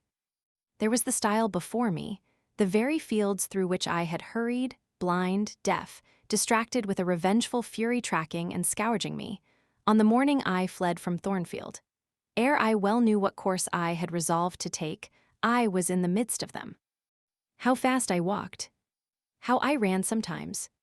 How I looked forward to catch the first view of the well-known woods. With what feelings I welcomed single trees I knew, and familiar glimpses of meadow and hill between them. At last the woods rose, the rookery clustered dark, a loud cawing broke the morning stillness. Strange delight inspired me, on I hastened. Another field crossed, a lane threaded, and there were the courtyard walls, the back offices. The house itself the rookery still hid. My first view of it shall be in front, I determined, where its bold battlements will strike the eye nobly at once, and where I can single out my master's very window. Perhaps he will be standing at it, he rises early. Perhaps he is now walking in the orchard, or on the pavement in front. Could I but see him, but a moment. Surely, in that case, I should not be so mad as to run to him. I cannot tell, I am not certain. And if I did, what then? God bless him. What then? Who would be hurt by my once more tasting the life his glance can give me? I rave. Perhaps at this moment he is watching the sun rise over the Pyrenees, or on the tideless sea of the south. I had coasted along the lower wall of the orchard, turned its angle. There was a gate just there, opening into the meadow, between two stone pillars crowned by stone balls. From behind one pillar, I could peep round quietly at the full front of the mansion. I advanced my head with precaution, desirous to ascertain if any bedroom window blinds were yet drawn up. Battlements, windows, long front, all from this sheltered station were at my command. The crows sailing overhead perhaps watched me while I took this survey. I wonder what they thought. They must have considered I was very careful and timid at first, and that gradually I grew very bold and reckless. A peep and then a long stare, and then a departure from my niche and a straying out into the meadow, and a sudden stop full in front of the great mansion, and a protracted, hearty gaze towards it. What affectation of diffidence was this at first? They might have demanded. What stupid regardlessness now? Here an illustration, reader. A lover finds his mistress asleep on a mossy bank. He wishes to catch a glimpse of her fair face without waking her. He steals softly over the grass, careful to make no sound. He pauses, fancying she has stirred. He withdraws, not for worlds would he be seen. All is still, he again advances. He bends above her. A light veil rests on her features. He lifts it, bends lower. Now his eyes anticipate the vision of beauty, warm and blooming and lovely in rest. How hurried was their first glance. But how they fix. How he starts. How he suddenly and vehemently clasps in both arms the form he dared not, a moment since, touch with his finger. How he calls aloud a name, and drops his burden, and gazes on it wildly. He thus grasps and cries and gazes, because he no longer fears to waken by any sound he can utter, by any movement he can make. He thought his love slept sweetly, he finds she is stone dead. I looked with timorous joy towards a stately house. I saw a blackened ruin. No need to cower behind a gate-post, indeed. To peep up at chamber lattices, fearing life was astir behind them. No need to listen for doors opening, to fancy steps on the pavement or the gravel walk. The lawn, the grounds were trodden and waste, the portal yawned void. The front was, as I had once seen it in a dream, but a shell-like wall, very high and very fragile-looking, perforated with painless windows. No roof, no battlements, no chimneys, all had crashed in. And there was the silence of death about it, the solitude of a lonesome wild. No wonder that letters addressed to people here had never received an answer. As well dispatch epistles to a vault in a church aisle. The grim blackness of the stones told by what fate the hall had fallen, by conflagration. But how kindled? What story belonged to this disaster? What loss, besides mortar and marble and woodwork, had followed upon it? Had life been wrecked as well as property? If so, whose? Dreadful question, there was no one here to answer it, not even dumb sign, mute token. In wandering round the shattered walls and through the devastated interior, I gathered evidence that the calamity was not of late occurrence. Winter snows, I thought, had drifted through that void arch, winter rains beaten in at those hollow casements.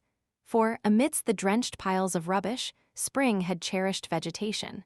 Grass and weed grew here and there between the stones and fallen rafters. And oh, where meantime was the hapless owner of this wreck? In what land? Under what auspices? My eye involuntarily wandered to the gray church tower near the gates, and I asked, is he with Damer de Rochester, sharing the shelter of his narrow marble house? Some answer must be had to these questions. I could find it nowhere but at the inn, and thither, ere long, I returned. The host himself brought my breakfast into the parlor. I requested him to shut the door and sit down. I had some questions to ask him. But when he complied, I scarcely knew how to begin. Such horror had I of the possible answers. And yet the spectacle of desolation I had just left prepared me, in a measure, for a tale of misery. The host was a respectable-looking, middle-aged man. You know Thornfield Hall, of course, I managed to say at last. Yes, ma'am, I lived there once. Did you? Not in my time, I thought. You are a stranger to me. I was the late Mr. Rochester's butler, he added. The late? I seemed to have received, with full force, the blow I had been trying to evade. The late, I gasped. Is he dead? I mean the present gentleman, Mr. Edward's father, he explained. I breathed again, my blood resumed its flow. Fully assured by these words that Mr. Edward, my Mr. Rochester, God bless him, wherever he was at least alive, was, in short, the present gentleman. Gladdening words. It seemed I could hear all that was to come, whatever the disclosures might be, with comparative tranquility. Since he was not in the grave, I could bear, I thought, to learn that he was at the antipodes. Is Mr. Rochester living at Thornfield Hall now? I asked, knowing, of course, what the answer would be, but yet desirous of deferring the direct question as to where he really was. No, ma'am, oh no. No one is living there. I suppose you are a stranger in these parts, or you would have heard what happened last autumn. Thornfield Hall is quite a ruin. It was burnt down just about harvest time. A dreadful calamity. Such an immense quantity of valuable property destroyed. Hardly any of the furniture could be saved. The fire broke out at dead of night, and before the engines arrived from Millcote, the building was one mass of flame. It was a terrible spectacle. I witnessed it myself. At dead of night, I muttered. Yes, that was ever the hour of fatality at Thornfield. Was it known how it originated? I demanded. They guessed, ma'am, they guessed. Indeed, I should say it was ascertained beyond a doubt. You are not perhaps aware, he continued, edging his chair a little nearer the table and speaking low, that there was a lady, a lunatic, kept in the house. I have heard something of it. She was kept in very close confinement, ma'am. People, even for some years, was not absolutely certain of her existence. No one saw her. They only knew by rumor that such a person was at the hall, and who or what she was it was difficult to conjecture. They said Mr. Edward had brought her from abroad, and some believed she had been his mistress. But a queer thing happened a year since, a very queer thing. I feared now to hear my own story. I endeavored to recall him to the main fact. And this lady, ma'am, he answered, turned out to be Mr. Rochester's wife. The discovery was brought about in the strangest way. There was a young lady, a governess at the hall, that Mr. Rochester fell in. But the fire, I suggested. I'm coming to that, ma'am, that Mr. Edward fell in love with. The servants say they never saw anybody so much in love as he was. He was after her continually. They used to watch him, servants will, you know, ma'am, and he set store on her past everything. For all, nobody but him thought her so very handsome. She was a little small thing, they say, almost like a child. I never saw her myself, but I've heard Lee, the housemaid, tell of her. Lee liked her well enough. Mr. Rochester was about 40, and this governess not 20. And you see, when gentlemen of his age fall in love with girls, they are often like as if they were bewitched. Well, he would marry her. You shall tell me this part of the story another time, I said, but now I have a particular reason for wishing to hear all about the fire. Was it suspected that this lunatic Mrs. Rochester had any hand in it? You've hit it, ma'am. It's quite certain that it was her, and nobody but her, that set it going. She had a woman to take care of her called Mrs. Poole, an able woman in her line and very trustworthy, but for one fault, a fault common to a deal of them, nurses and matrons. She kept a private bottle of gin by her, and now and then took a drop overmuch. It is excusable, for she had a hard life of it, but still it was dangerous, for when Mrs.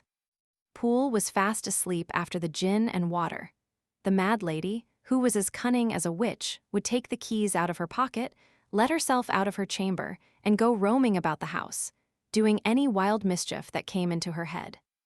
They say she had nearly burnt her husband in his bed once, but I don't know about that. However, on this night, she set fire first to the hangings of the room next her own, and then she got down to a lower story and made her way to the chamber that had been the governess's. She was like as if she knew somehow how matters had gone on and had a spite at her, and she kindled the bed there, but there was nobody sleeping in it, fortunately. The governess had run away 2 months before, and for all Mr. Rochester sought her as if she had been the most precious thing he had in the world, he never could hear a word of her, and he grew savage, quite savage on his disappointment. He never was a wild man, but he got dangerous after he lost her. He would be alone, too. He sent Mrs. Fairfax, the housekeeper, away to her friends at a distance, but he did it handsomely, for he settled an annuity on her for life, and she deserved it. She was a very good woman. Miss Adele, a ward he had, was put to school. He broke off acquaintance with all the gentry, and shut himself up like a hermit at the hall. What? Did he not leave England? Leave England? Bless you, no. He would not cross the doorstones of the house, except at night, when he walked just like a ghost about the grounds and in the orchard as if he had lost his senses, which it is my opinion he had. For a more spirited, bolder, keener gentleman than he was before that midge of a governess crossed him, you never saw, ma'am. He was not a man given to wine or cards or racing, as some are, and he was not so very handsome, but he had a courage and a will of his own, if ever man had. I knew him from a boy, you see, and for my part, I have often wished that Miss Eyre had been sunk in the sea before she came to Thornfield Hall.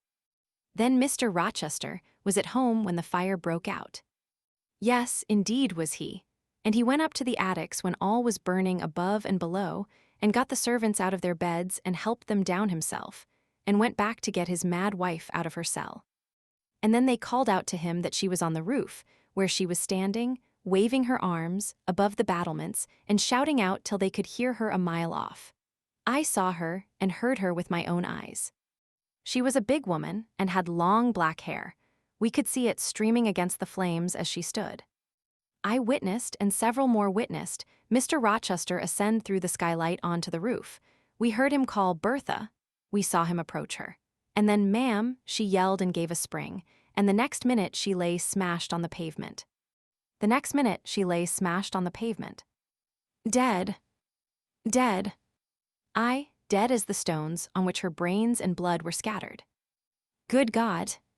You may well say so, ma'am. It was frightful. He shuddered. And afterwards, I urged. Well, ma'am, afterwards the house was burnt to the ground. There are only some bits of walls standing now. Were any other lives lost? No, perhaps it would have been better if there had. What do you mean? Poor Mr. Edward, he ejaculated. I little thought ever to have seen it. Some say it was a just judgment on him for keeping his first marriage secret and wanting to take another wife while he had one living. But I pity him, for my part. You said he was alive, I exclaimed. Yes, yes, he is alive, but many think he had better be dead. Why? How? My blood was again running cold. Where is he? I demanded. Is he in England? Aye, he's in England. He can't get out of England, I fancy. He's a fixture now. What agony was this? And the man seemed resolved to protract it. He is stone-blind, he said at last. Yes, he is stone-blind, is Mr. Edward. I had dreaded worse. I had dreaded he was mad. I summoned strength to ask what had caused this calamity. It was all his own courage, and a body may say, his kindness, in a way, ma'am. He wouldn't leave the house till everyone else was out before him. As he came down the great staircase at last, after Mrs. Rochester had flung herself from the battlements, there was a great crash, all fell. He was taken out from under the ruins alive, but sadly hurt. A beam had fallen in such a way as to protect him partly, but one eye was knocked out, and one hand so crushed that Mr. Carter, the surgeon, had to amputate it directly. The other eye inflamed, he lost the sight of that also. He is now helpless, indeed, blind and a cripple.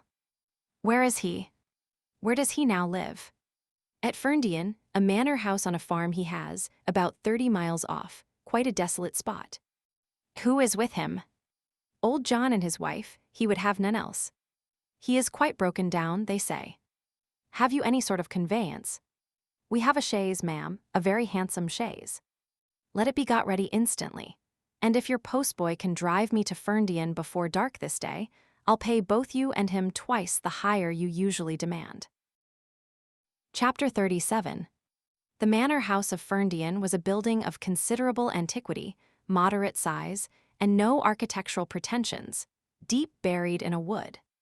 I had heard of it before. Mr. Rochester often spoke of it and sometimes went there. His father had purchased the estate for the sake of the game covers. He would have let the house, but could find no tenant, in consequence of its ineligible and insalubrious site. Ferndean then remained uninhabited and unfurnished, with the exception of some 2 or 3 rooms fitted up for the accommodation of the squire when he went there in the season to shoot. To this house I came just ere dark on an evening marked by the characteristics of sad sky, cold gale, and continued small penetrating rain. The last mile I performed on foot, having dismissed the chaise and driver with the double remuneration I had promised. Even when within a very short distance of the manor house, you could see nothing of it, so thick and dark grew the timber of the gloomy wood about it. Iron gates between granite pillars showed me where to enter, and passing through them, I found myself at once in the twilight of close-ranked trees. There was a grass-grown track, descending the forest aisle between hoar and knotty shafts, and under branched arches. I followed it, expecting soon to reach the dwelling, but it stretched on and on, it wound far and farther. No sign of habitation or grounds was visible. I thought I had taken a wrong direction and lost my way. The darkness of natural, as well as of sylvan dusk, gathered over me. I looked round in search of another road. There was none. All was interwoven stem, columnar trunk, dense summer foliage, no opening anywhere. I proceeded. At last my way opened, the trees thinned a little, presently I beheld a railing, then the house, scarce, by this dim light, distinguishable from the trees, so dank and green were its decaying walls. Entering a portal, fastened only by a latch, I stood amidst a space of enclosed ground, from which the wood swept away in a semicircle. There were no flowers, no garden beds, only a broad gravel walk girdling a grass plat, and this set in the heavy frame of the forest. The house presented 2 pointed gables in its front. The windows were latticed and narrow. The front door was narrow too, 1 step led up to it. The whole looked, as the host of the Rochester Arms had said, quite a desolate spot. It was as still as a church on a weekday. The pattering rain on the forest leaves was the only sound audible in its vicinage. "Can there be life here?" I asked. Yes, life of some kind there was, for I heard a movement. That narrow front door was unclosing, and some shape was about to issue from the grange. It opened slowly. A figure came out into the twilight and stood on the step, a man without a hat. He stretched forth his hand as if to feel whether it rained. Dusk as it was, I had recognized him. It was my master, Edward Fairfax Rochester, and no other. I stayed my step, almost my breath, and stood to watch him, to examine him, myself unseen and alas, to him invisible. It was a sudden meeting, and one in which rapture was kept well in check by pain. I had no difficulty in restraining my voice from exclamation, my step from hasty advance. His form was of the same strong and stalwart contour as ever. His port was still erect, his hair was still raven black, nor were his features altered or sunk. Not in 1 year's space, by any sorrow, could his athletic strength be quelled or his vigorous prime blighted. But in his countenance I saw a change. That looked desperate and brooding, that reminded me of some wronged and fettered wild beast or bird, dangerous to approach in his sullen woe. The caged eagle, whose gold-ringed eyes cruelty has extinguished, might look as looked that sightless Samson. And reader, do you think I feared him and his blind ferocity? If you do, you little know me. A soft hope blent with my sorrow that soon I should dare to drop a kiss on that brow of rock, and on those lips so sternly sealed beneath it. But not yet. I would not accost him yet. He descended the one step, and advanced slowly and gropingly towards the grass-plat. Where was his daring stride now? Then he paused, as if he knew not which way to turn. He lifted his hand and opened his eyelids, gazed blank and with a straining effort on the sky and toward the amphitheater of trees. One saw that all to him was void darkness. He stretched his right hand, the left arm, the mutilated one, he kept hidden in his bosom. He seemed to wish by touch to gain an idea of what lay around him. He met but vacancy still, for the trees were some yards off where he stood. He relinquished the endeavor, folded his arms, and stood quiet and mute in the rain, now falling fast on his uncovered head. At this moment, John approached him from some quarter. "Will you take my arm, sir?" he said. "There is a heavy shower coming on, had you not better go in?" "Let me alone," was the answer. John withdrew without having observed me. Mr. Rochester now tried to walk about. Vainly, all was too uncertain. He groped his way back to the house, and re-entering it, closed the door. I now drew near and knocked. John's wife opened for me. "Mary," I said, "how are you?" She started as if she had seen a ghost. I calmed her. To her hurried, "Is it really you, miss, come at this late hour to this lonely place?" I answered by taking her hand, and then I followed her into the kitchen, where John now sat by a good fire. I explained to them, in few words, that I had heard all which had happened since I left Thornfield, and that I was come to see Mr. Rochester. I asked John to go down to the Turnpike House, where I had dismissed the chaise, and bring my trunk, which I had left there. And then, while I removed my bonnet and shawl, I questioned Mary as to whether I could be accommodated at the manor house for the night, and finding that arrangements to that effect, though difficult, would not be impossible, I informed her I should stay. Just at this moment, the parlor bell rang. "When you go in," said I, "tell your master that a person wishes to speak to him, but do not give my name." "I don't think he will see you," she answered. "He refuses everybody." When she returned, I inquired what he had said. "You are to send in your name and your business," she replied. She then proceeded to fill a glass with water and place it on a tray, together with candles. "Is that what he rang for?" I asked. "Yes, he always has candles brought in at dark, though he is blind." "Give the tray to me, I will carry it in." I took it from her hand. She pointed me out the parlor door. The tray shook as I held it. The water spilt from the glass. My heart struck my ribs loud and fast. Mary opened the door for me and shut it behind me. This parlor looked gloomy. A neglected handful of fire burnt low in the grate, and leaning over it, with his head supported against the high, old-fashioned mantelpiece, appeared the blind tenant of the room. His old dog, Pilot, lay on one side, removed out of the way, and coiled up as if afraid of being inadvertently trodden upon. Pilot pricked up his ears when I came in, then he jumped up with a yelp and a whine and bounded towards me. He almost knocked the tray from my hands. I set it on the table, then patted him and said softly, "Lie down." Mr. Rochester turned mechanically to see what the commotion was, but as he saw nothing, he returned and sighed. "Give me the water, Mary," he said. I approached him with the now only half-filled glass. Pilot followed me, still excited. "What is the matter?" he inquired. "Down, Pilot," I again said. He checked the water on its way to his lips and seemed to listen. He drank and put the glass down. "This is you, Mary, is it not?" "Mary is in the kitchen," I answered. He put out his hand with a quick gesture, but not seeing where I stood, he did not touch me. "Who is this? Who is this?" he demanded, trying, as it seemed, to see with those sightless eyes, unavailing and distressing attempt. "Answer me, speak again," he ordered, imperiously and aloud. "Will you have a little more water, sir?" I spilt half of what was in the glass. I said, "Who is it? What is it? Who speaks?" "Pilot knows me, and John and Mary know I am here." "I came only this evening," I answered. Great God, what delusion has come over me? What sweet madness has seized me? No delusion, no madness. Your mind, sir, is too strong for delusion, your health too sound for frenzy. And where is the speaker? Is it only a voice? Oh, I cannot see, but I must feel, or my heart will stop and my brain burst. Whatever, whoever you are, be perceptible to the touch or I cannot live. He groped, I arrested his wandering hand and prisoned it in both mine. Her very fingers, he cried, her small, slight fingers. If so, there must be more of her. The muscular hand broke from my custody, my arm was seized, my shoulder, neck, waist, I was entwined and gathered to him.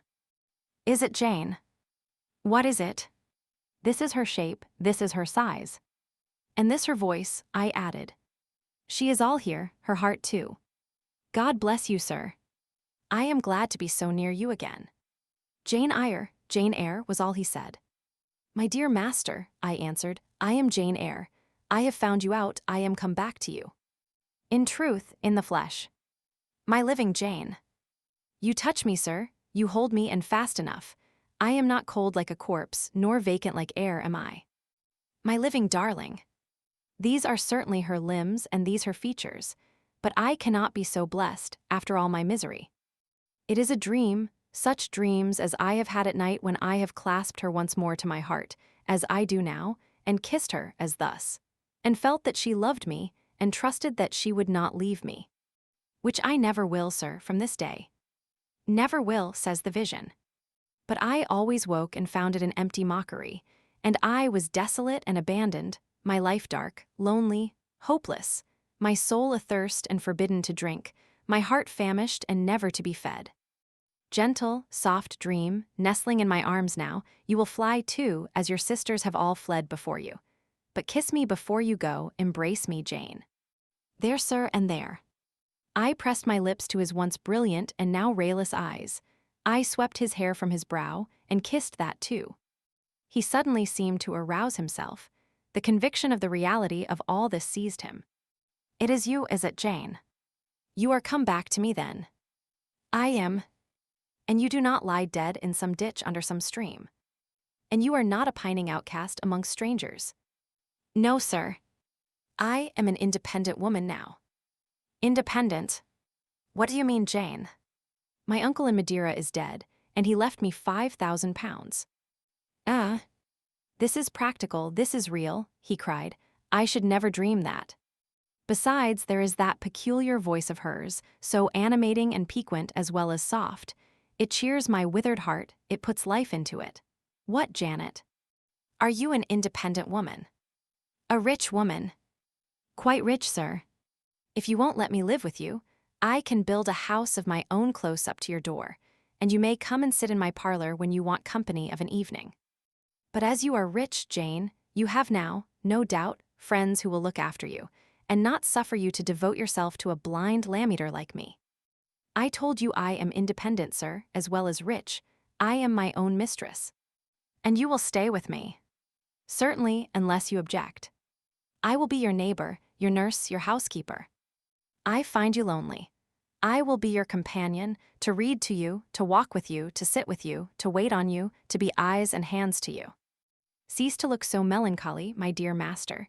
You shall not be left desolate, so long as I live." He replied not, he seemed serious, abstracted. He sighed, he half opened his lips as if to speak, he closed them again. I felt a little embarrassed.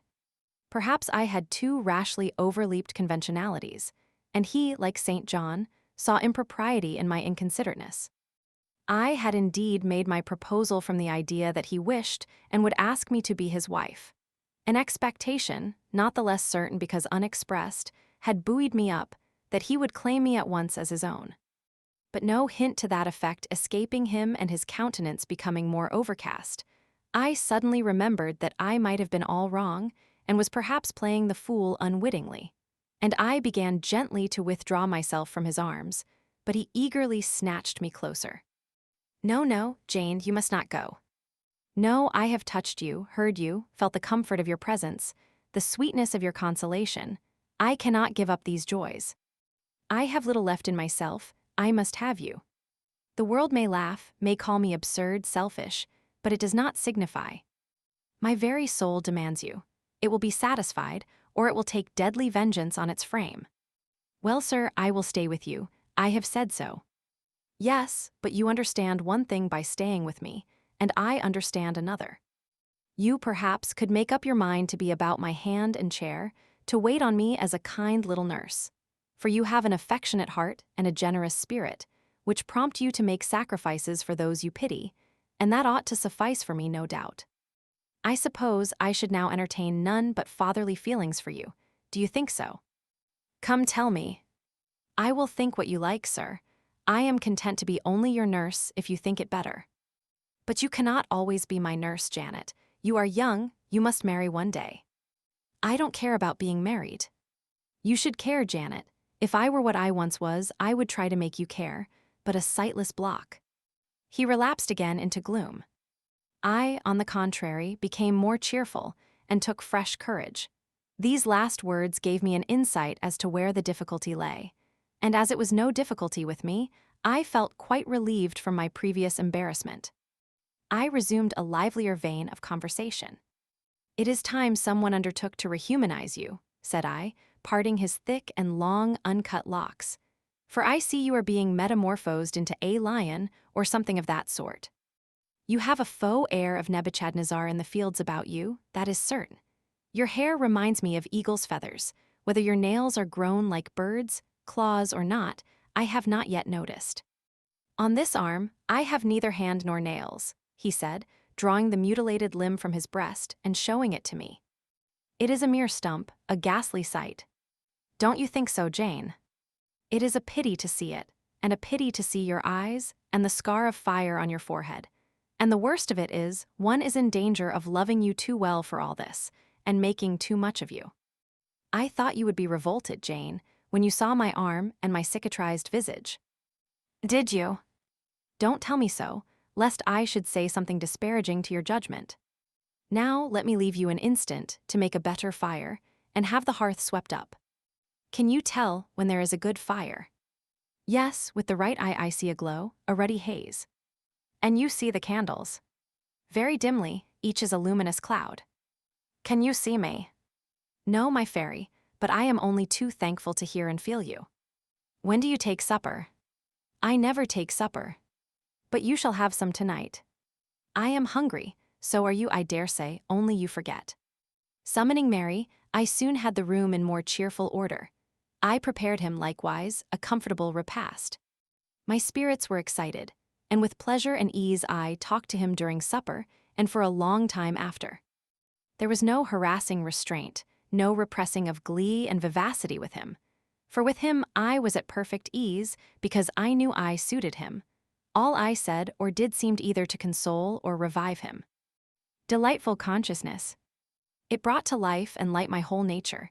In his presence I thoroughly lived, and he lived in mine. Blind as he was, smiles played over his face, joy dawned on his forehead. His lineaments softened and warmed. After supper, he began to ask me many questions, of where I had been, what I had been doing, how I had found him out. But I gave him only very partial replies. It was too late to enter into particulars that night. Besides, I wished to touch no deep thrilling chord, to open no fresh well of emotion in his heart. My sole present aim was to cheer him. Cheered as I have said he was, and yet but by fits. If a moment's silence broke the conversation, he would turn restless, touch me, then say, "Jane. You are altogether a human being, Jane. You are certain of that. You are altogether a human being, Jane. You are certain of that. I conscientiously believe so, Mr. Rochester. Yet how, on this dark and doleful evening, could you so suddenly rise on my lone hearth?" I stretched my hand to take a glass of water from a hireling, and it was given me by you. I asked a question, expecting John's wife to answer me, and your voice spoke at my ear. Because I had come in Mary's stead, with the tray. And there is enchantment in the very hour I am now spending with you. Who can tell what a dark, dreary, hopeless life I have dragged on for months past? Doing nothing, expecting nothing, merging night in day, feeling but the sensation of cold when I let the fire go out, of hunger when I forgot to eat, and then a ceaseless sorrow, and, at times, a very delirium of desire to behold my Jane again. Yes, for her restoration I longed, far more than for that of my lost sight. How can it be that Jane is with me, and says she loves me? Will she not depart as suddenly as she came? Tomorrow, I fear I shall find her no more. A commonplace, practical reply, out of the train of his own disturbed ideas, was, I was sure, the best and most reassuring for him in this frame of mind. I passed my finger over his eyebrows, and remarked that they were scorched, and that I would apply something which would make them grow as broad and black as ever. Where is the use of doing me good in any way, beneficent spirit, when, at some fatal moment, you will again desert me, passing like a shadow, whither and how to me unknown, and for me remaining afterwards undiscoverable? Have you a pocket-comb about you, sir? What for Jane? Just to comb out this shaggy black mane. I find you rather alarming, when I examine you close at hand. You talk of my being a fairy, but I am sure you are more like a brownie. Am I hideous, Jane? Very, sir, you always were, you know. Humph. The wickedness has not been taken out of you, wherever you have sojourned. Yet I have been with good people, far better than you, 100 times better people, possessed of ideas and views you never entertained in your life, quite more refined and exalted. Who the deuce have you been with? If you twist in that way, you will make me pull the hair out of your head, and then I think you will cease to entertain doubts of my substantiality. Who have you been with, Jane? You shall not get it out of me tonight, sir. You must wait till tomorrow. To leave my tale half told will, be a sort of security that I shall appear at your breakfast table to finish it. By the by, I must mind not to rise on your hearth with only a glass of water then. I must bring an egg at the least, to say nothing of fried ham. You mocking changeling, fairy-born and human-bred. You make me feel as I have not felt these 12 months. If Saul could have had you for his David, the evil spirit would have been exorcised without the aid of the harp. There, sir, you are redd up and made decent. Now I'll leave you. I have been traveling these last 3 days, and I believe I am tired. Good night. Just one word, Jane. Were there only ladies in the house where you have been? I laughed and made my escape, still laughing as I ran upstairs. A good idea, I thought with glee. I see I have the means of fretting him out of his melancholy for some time to come. Very early the next morning I heard him up in a stir, wandering from one room to another. As soon as Mary came down I heard the question, "Is Miss Eyre here?" Then, "Which room did you put her into? Was it dry? Is she up? Go and ask if she wants anything, and when she will come down." I came down as soon as I thought there was a prospect of breakfast. Entering the room very softly, I had a view of him before he discovered my presence. It was mournful, indeed, to witness the subjugation of that vigorous spirit to a corporeal infirmity. He sat in his chair, still, but not at rest, expectant evidently, the lines of now habitual sadness marking his strong features. His countenance reminded one of a lamp quenched, waiting to be relit, and alas! It was not himself that could now kindle the luster of animated expression. He was dependent on another for that office. I had meant to be gay and careless, but the powerlessness of the strong man touched my heart to the quick. Still I accosted him with what vivacity I could. It is a bright, sunny morning, sir, I said. The rain is over and gone, and there is a tender shining after it. You shall have a walk soon. I had wakened the glow, his features beamed. Oh, you are indeed there, my skylark. Come to me. You are not gone, not vanished. I heard one of your kind an hour ago, singing high over the wood. But its song had no music for me, any more than the rising sun had rays. All the melody on earth is concentrated in my Jane's tongue to my ear. I am glad it is not naturally a silent one. All the sunshine I can feel is in her presence. The water stood in my eyes to hear this avowal of his dependence, just as if a royal eagle, chained to a perch, should be forced to entreat a sparrow to become its purveyor. But I would not be lachrymose. I dashed off the salt drops and busied myself with preparing breakfast. Most of the morning was spent in the open air. I led him out of the wet and wild wood into some cheerful fields. I described to him how brilliantly green they were, how the flowers and hedges looked refreshed, how sparklingly blue was the sky. I sought a seat for him in a hidden and lovely spot, a dry stump of a tree, nor did I refuse to let him, when seated, place me on his knee. Why should I, when both he and I were happier near than apart? Pilate lay beside us, all was quiet. He broke out suddenly, while clasping me in his arms. Cruel, cruel deserter. Oh, Jane, what did I feel when I discovered you had fled from Thornfield, and when I could nowhere find you, and, after examining your apartment, ascertained that you had taken no money, nor anything which could serve as an equivalent. A pearl necklace I had given you lay untouched in its little casket. Your trunks were left corded and locked, as they had been prepared for the bridal tour. What could my darling do, I asked, left destitute and penniless? And what did she do? Let me hear now. Thus urged, I began the narrative of my experience for the last year. I softened considerably what related to the 3 days of wandering and starvation, because to have told him all would have been to inflict unnecessary pain. The little I did say lacerated his faithful heart deeper than I wished. I should not have left him thus, he said, without any means of making my way. I should have told him my intention. I should have confided in him. He would never have forced me to be his mistress. Violent as he had seemed in his despair, he, in truth, loved me far too well and too tenderly to constitute himself my tyrant. He would have given me half his fortune, without demanding so much as a kiss in return, rather than I should have flung myself friendless on the wide world. I had endured, he was certain, more than I had confessed to him. Well, whatever my sufferings had been, they were very short, I answered, and then I proceeded to tell him how I had been received at Moor House, how I had obtained the office of schoolmistress, and the accession of fortune, the discovery of my relations, followed in due order. Of course, St. John Rivers' name came in frequently in the progress of my tale. When I had done, that name was immediately taken up. This St. John, then, is your cousin? Yes. You have spoken of him often. Do you like him? He was a very good man, sir. I could not help liking him. A good man. Does that mean a respectable, well-conducted man of 50? Or what does it mean? St. John was only 29, sir. Jeune encore, as the French say. Is he a person of low stature, phlegmatic and plain?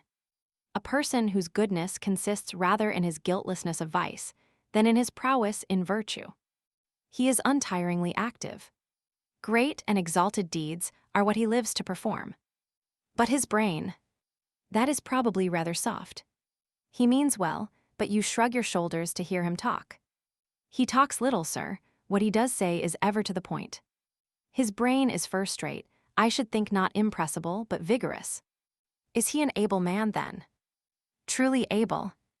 A thoroughly educated man. St. John is an accomplished and profound scholar. His manners, I think, you said are not to your taste, priggish and parsonic.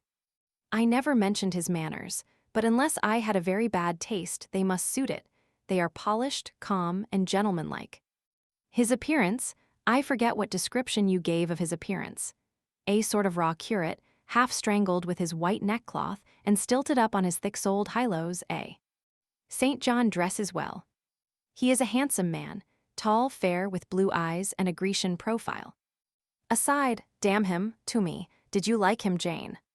Yes, Mr. Rochester, I liked him, but you asked me that before. I perceived, of course, the drift of my interlocutor. Jealousy had got hold of him, she stung him, but the sting was salutary. It gave him respite from the gnawing fang of melancholy. I would not, therefore, immediately charm the snake. Perhaps you would rather not sit any longer on my knee, Miss Eyre, was the next somewhat unexpected observation. Why not, Mr. Rochester? The picture you have just drawn is suggestive of a rather too overwhelming contrast. Your words have delineated very prettily a graceful Apollo. He is present to your imagination, tall, fair, blue-eyed, and with a Grecian profile. Your eyes dwell on a Vulcan, a real blacksmith, brown, broad-shouldered, and blind and lame into the bargain. I never thought of it before, but you certainly are rather like Vulcan, sir. Well, you can leave me, ma'am, but before you go, and he retained me by a firmer grasp than ever, you will be pleased just to answer me a question or two. He paused. What questions, Mr. Rochester? Then followed this cross-examination. St. John made you schoolmistress of Morton before he knew you were his cousin. Yes. You would often see him. He would visit the school sometimes. Daily. He would approve of your plans, Jane. I know they would be clever, for you are a talented creature. He approved of them, yes. He would discover many things in you he could not have expected to find. Some of your accomplishments are not ordinary. I don't know about that. You had a little cottage near the school, you say. Did he ever come there to see you? Now and then. Of an evening. Once or twice. A pause. How long did you reside with him and his sisters after the cousinship was discovered? 5 months. Did Rivers spend much time with the ladies of his family? Yes, the back parlor was both his study and ours. He sat near the window, and we by the table. Did he study much? A good deal. What? Hindustani. And what did you do meantime? I learnt German at first. Did he teach you? He did not understand German. Did he teach you nothing? A little Hindustani. Rivers taught you Hindustani? Yes, sir. And his sisters also? No. Only you. Only me. Did you ask to learn? No. He wished to teach you? Yes. A second pause. Why did he wish it? Of what use could Hindustani be to you? He intended me to go with him to India. Here I reach the root of the matter. He wanted you to marry him. He asked me to marry him. That is a fiction, an impudent invention to vex me. I beg your pardon, it is the literal truth. He asked me more than once, and was as stiff about urging his point as ever you could be. Miss Eyre, I repeat it, you can leave me. How often am I to say the same thing? Why do you remain pertinaciously perched on my knee, when I have given you notice to quit? Because I am comfortable there. No, Jane, you are not comfortable there because your heart is not with me. It is with this cousin, this St. John. Oh, till this moment, I thought my little Jane was all mine. I had a belief she loved me even when she left me. That was an atom of sweet in much bitter. Long as we have been parted, hot tears as I have wept over our separation, I never thought that while I was mourning her, she was loving another. But it is useless grieving. Jane, leave me, go and marry Rivers. Shake me off then, sir, push me away, for I'll not leave you of my own accord. Jane, I ever like your tone of voice. It still renews hope, it sounds so truthful. When I hear it, it carries me back a year. I forget that you have formed a new tie. But I am not a fool, go. Where must I go, sir? Your own way, with the husband you have chosen. Who is that? You know, this St. John Rivers. He is not my husband, nor ever will be. He does not love me, I do not love him. He loves as he can love, and that is not as you love, a beautiful young lady called Rosamond. He wanted to marry me only because he thought I should make a suitable missionary's wife, which she would not have done. He is good and great but severe, and for me cold as an iceberg. He is not like you, sir. I am not happy at his side, nor near him, nor with him. He has no indulgence for me, no fondness. He sees nothing attractive in me, not even youth, only a few useful mental points. Then I must leave you, sir, to go to him. I shuddered involuntarily and clung instinctively closer to my blind but beloved master. He smiled. What, Jane? Is this true? Is such really the state of matters between you and Rivers? Absolutely, sir. Oh, you need not be jealous. I wanted to tease you a little to make you less sad. I thought anger would be better than grief. But if you wish me to love you, could you but see how much I do love you, you would be proud and content. All my heart is yours, sir. It belongs to you, and with you it would remain, were fate to exile the rest of me from your presence forever. Again, as he kissed me, painful thoughts darkened his aspect. My seared vision. My crippled strength, he murmured regretfully. I caressed in order to soothe him. I knew of what he was thinking and wanted to speak for him, but dared not. As he turned aside his face a minute, I saw a tear slide from under the sealed eyelid and trickle down the manly cheek. My heart swelled. I am no better than the old lightning-struck chestnut tree in Thornfield Orchard, he remarked ere long. And what right would that ruin have to bid a budding woodbine cover its decay with freshness? You are no ruin, sir, no lightning-struck tree. You are green and vigorous.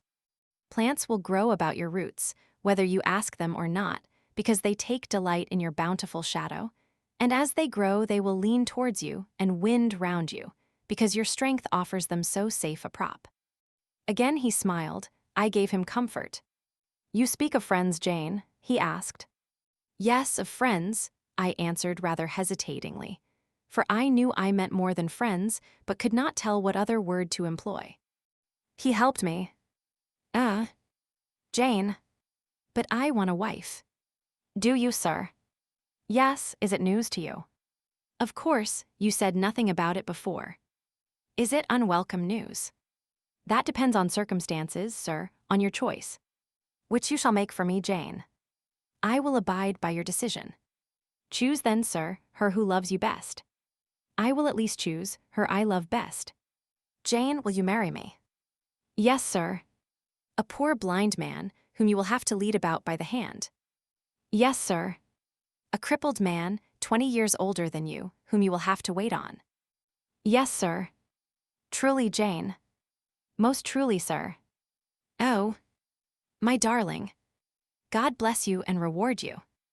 Mr. Rochester, if ever I did a good deed in my life, if ever I thought a good thought, if ever I prayed a sincere and blameless prayer, if ever I wished a righteous wish, I am rewarded now. To be your wife is, for me, to be as happy as I can be on earth. Because you delight in sacrifice. Sacrifice? What do I sacrifice? Famine for food, expectation for content. To be privileged to put my arms round what I value, to press my lips to what I love, to repose on what I trust. Is that to make a sacrifice? If so, then certainly I delight in sacrifice. And to bear with my infirmities, Jane, to overlook my deficiencies. Which are none, sir, to me. I love you better now, when I can really be useful to you, than I did in your state of proud independence, when you disdained every part but that of the giver and protector. Hitherto I have hated to be helped to be led.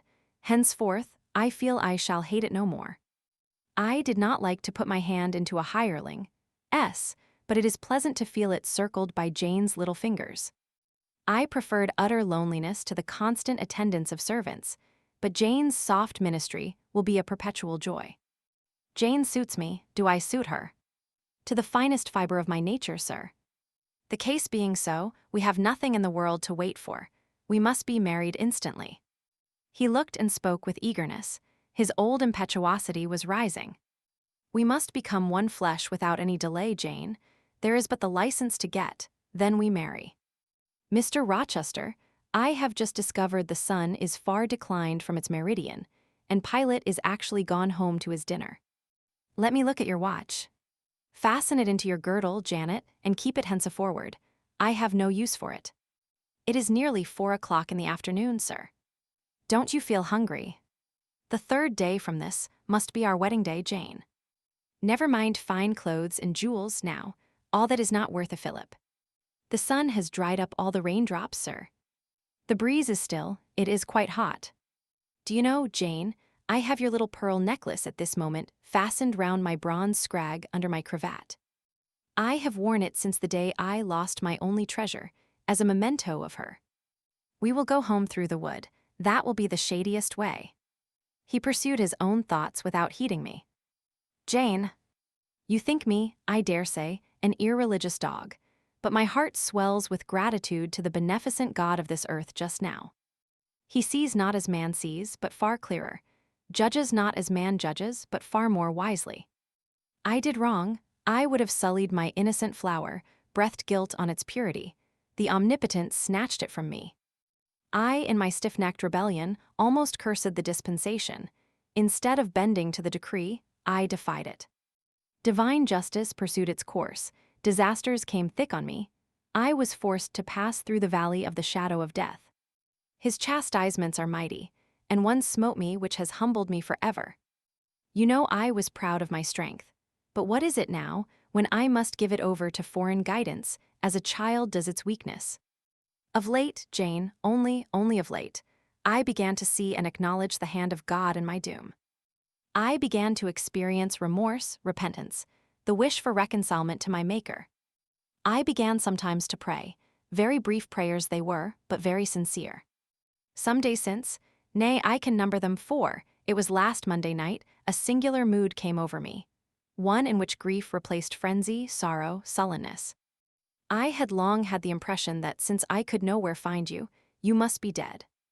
Late that night, perhaps it might be between 11 and 12 o'clock, ere I retired to my dreary rest, I supplicated God that, if it seemed good to him, I might soon be taken from this life and admitted to that world to come, where there was still hope of rejoining Jane. I was in my own room and sitting by the window, which was open. It soothed me to feel the balmy night air, though I could see no stars and only by a vague, luminous haze knew the presence of a moon. I longed for thee, Janet. Oh, I longed for thee both with soul and flesh. I asked of God, at once in anguish and humility, if I had not been long enough desolate, afflicted, tormented, and might not soon taste bliss and peace once more. That I merited all I endured, I acknowledged. That I could scarcely endure more, I pleaded. And the alpha and omega of my heart's wishes broke involuntarily from my lips in the words, Jane. Jane. Jane. Did you speak these words aloud? I did, Jane. If any listener had heard me, he would have thought me mad. I pronounced them with such frantic energy.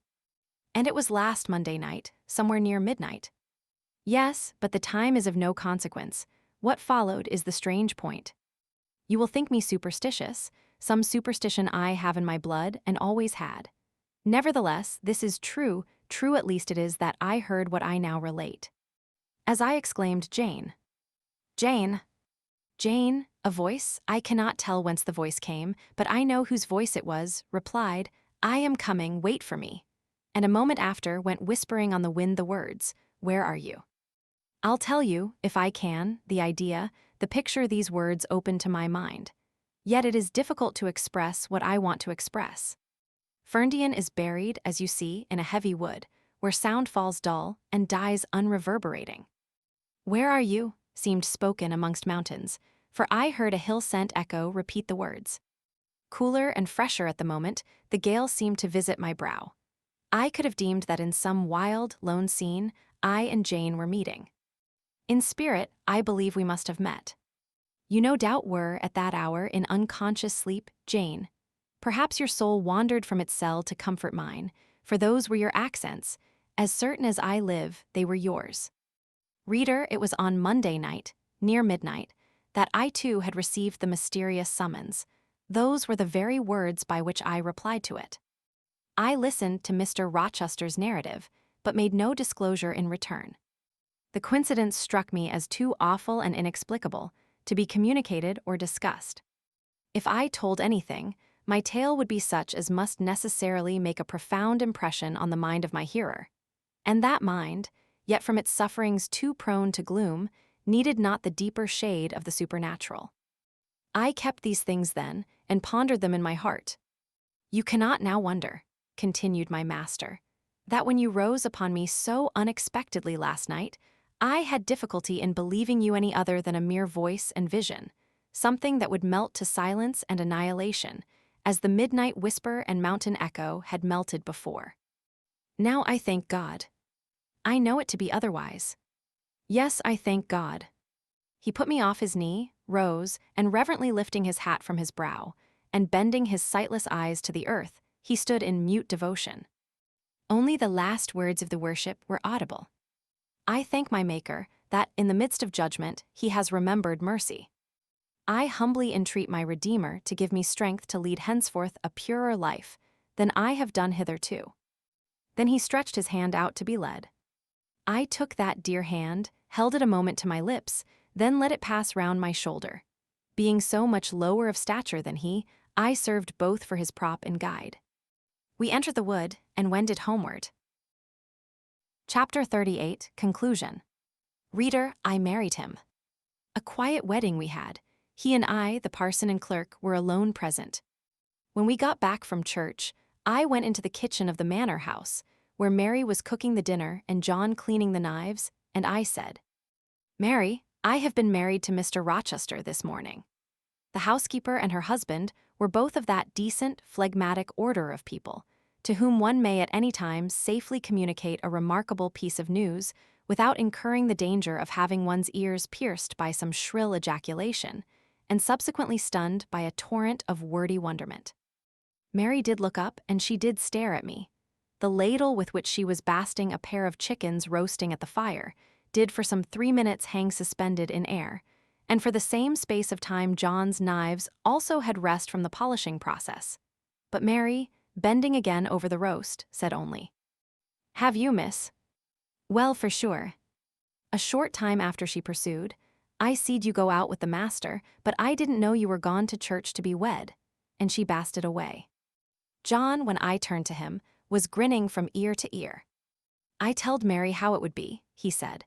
"I knew what Mr. Edward," John was an old servant, and had known his master when he was the cadet of the house, therefore he often gave him his Christian name. "I knew what Mr. Edward would do, and I was certain he would not wait long neither, and he's done right for aught I know. I wish you joy, miss," and he politely pulled his forelock. "Thank you, John. Mr. Rochester told me to give you and Mary this." I put into his hand a £5 note. Without waiting to hear more, I left the kitchen. In passing the door of that sanctum some time after, I caught the words, "She'll happen do better for him nor ony o.t. grand ladies." And again, "If she bent 1 handsomest, she's known fall and very good-natured. And I his een she's fair beautiful, onybody may see that." I wrote to Moor House and to Cambridge immediately to say what I had done, fully explaining also why I had thus acted. Diana and Mary approved the step unreservedly. Diana announced that she would just give me time to get over the honeymoon, and then she would come and see me. "She had better not wait till then, Jane," said Mr. Rochester, when I read her letter to him. "If she does, she will be too late, for our honeymoon will shine our life long. Its beams will only fade over your grave or mine." How St. John received the news, I don't know. He never answered the letter in which I communicated it. Yet 6 months after he wrote to me, without, however, mentioning Mr. Rochester's name or alluding to my marriage. His letter was then calm, and though very serious, kind. He has maintained a regular, though not frequent, correspondence ever since. He hopes I am happy, and trusts I am not of those who live without God in the world, and only mind earthly things. You have not quite forgotten little Adele, have you, reader? I had not. I soon asked and obtained leave of Mr. Rochester to go and see her at the school where he had placed her. Her frantic joy at beholding me again moved me much. She looked pale and thin. She said she was not happy. I found the rules of the establishment were too strict, its course of study too severe for a child of her age. I took her home with me. I meant to become her governess once more, but I soon found this impracticable. My time and cares were now required by another. My husband needed them all. So I sought out a school conducted on a more indulgent system, and near enough to permit of my visiting her often, and bringing her home sometimes. I took care she should never want for anything that could contribute to her comfort. She soon settled in her new abode, became very happy there, and made fair progress in her studies. As she grew up, a sound English education corrected in a great measure her French defects, and when she left school, I found in her a pleasing and obliging companion, docile, good-tempered, and well-principled. By her grateful attention to me and mine, she has long since well repaid any little kindness I ever had it in my power to offer her. My tale draws to its close. One word respecting my experience of married life, and one brief glance at the fortunes of those whose names have most frequently recurred in this narrative, and I have done. I have now been married 10 years. I know what it is to live entirely for, and with what I love best on earth. I hold myself supremely blessed, blessed beyond what language can express, because I am my husband's life as fully as he is mine. No woman was ever nearer to her mate than I am, ever more absolutely bone of his bone and flesh of his flesh. I know no weariness of my Edward's society. He knows none of mine, any more than we each do of the pulsation of the heart that beats in our separate bosoms. Consequently, we are ever together. To be together is for us to be at once as free as in solitude, as gay as in company. We talk, I believe, all day long. To talk to each other is but a more animated and an audible thinking. All my confidence is bestowed on him, all his confidence is devoted to me. We are precisely suited in character. Perfect concord is the result. Mr. Rochester continued blind the first 2 years of our union. Perhaps it was that circumstance that drew us so very near, that knit us so very close. For I was then his vision, as I am still his right hand. Literally, I was what he often called me, the apple of his eye. He saw nature, he saw books through me, and never did I weary of gazing for his behalf, and of putting into words the effect of field, tree, town, river, cloud, sunbeam, of the landscape before us, of the weather round us, and impressing by sound on his ear what light could no longer stamp on his eye. Never did I weary of reading to him, never did I weary of conducting him where he wished to go, of doing for him what he wished to be done. And there was a pleasure in my services, most full, most exquisite, even though sad, because he claimed these services without painful shame or damping humiliation. He loved me so truly that he knew no reluctance in profiting by my attendance. He felt I loved him so fondly that to yield that attendance was to indulge my sweetest wishes. One morning at the end of the 2 years, as I was writing a letter to his dictation, he came and bent over me and said, "Jane, have you a glittering ornament round your neck?" I had a gold watch chain. I answered, "Yes." "And have you a pale blue dress on?" "And have you a pale blue dress on?" I had. He informed me then that for some time he had fancied the obscurity clouding one eye was becoming less dense, and that now he was sure of it. He and I went up to London. He had the advice of an eminent oculist, and he eventually recovered the sight of that one eye. He cannot now see very distinctly. He cannot read or write much, but he can find his way without being led by the hand. The sky is no longer a blank to him, the earth no longer a void. When his firstborn was put into his arms, he could see that the boy had inherited his own eyes, as they once were, large, brilliant, and black. On that occasion, he again, with a full heart, acknowledged that God had tempered judgment with mercy. My Edward and I, then, are happy, and the more so because those we most love are happy likewise. Diana and Mary Rivers are both married. Alternately, once every year they come to see us, and we go to see them. Diana's husband is a captain in the Navy, a gallant officer and a good man. Mary's is a clergyman, a college friend of her brother S., and from his attainments and principles worthy of the connection. Both Captain Fitzjames and Mr. Wharton love their wives and are loved by them. As to St. John Rivers, he left England. He went to India. He entered on the path he had marked for himself. He pursues it still. A more resolute, indefatigable pioneer never wrought amidst rocks and dangers. Firm, faithful, and devoted, full of energy and zeal and truth, he labors for his race. He clears their painful way to improvement. He hews down like a giant the prejudices of creed and caste that encumber it. He may be stern, he may be exacting, he may be ambitious yet, but his is the sternness of the warrior Greatheart, who guards his pilgrim convoy from the onslaught of Apollyon. His is the exaction of the apostle, who speaks but for Christ when he says, "Whosoever will come after me, let him deny himself and take up his cross and follow me."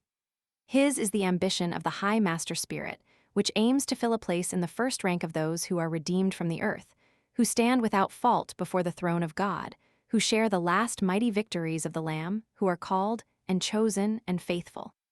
St. John is unmarried. He never will marry now. Himself has hitherto sufficed to the toil, and the toil draws near its close. His glorious sun hastens to its setting. The last letter I received from him drew from my eyes human tears, and yet filled my heart with divine joy. He anticipated his sure reward, his incorruptible crown. I know that a stranger's hand will write to me next, to say that the good and faithful servant has been called at length into the joy of his Lord. And why weep for this? No fear of death will darken St. John's last hour. His mind will be unclouded, his heart will be undaunted, his hope will be sure, his faith steadfast. His own words are a pledge of this. "My master," he says, "has forewarned me." Daily he announces more distinctly, "Surely I come quickly." And hourly I more eagerly respond, "Amen, even so come, Lord Jesus."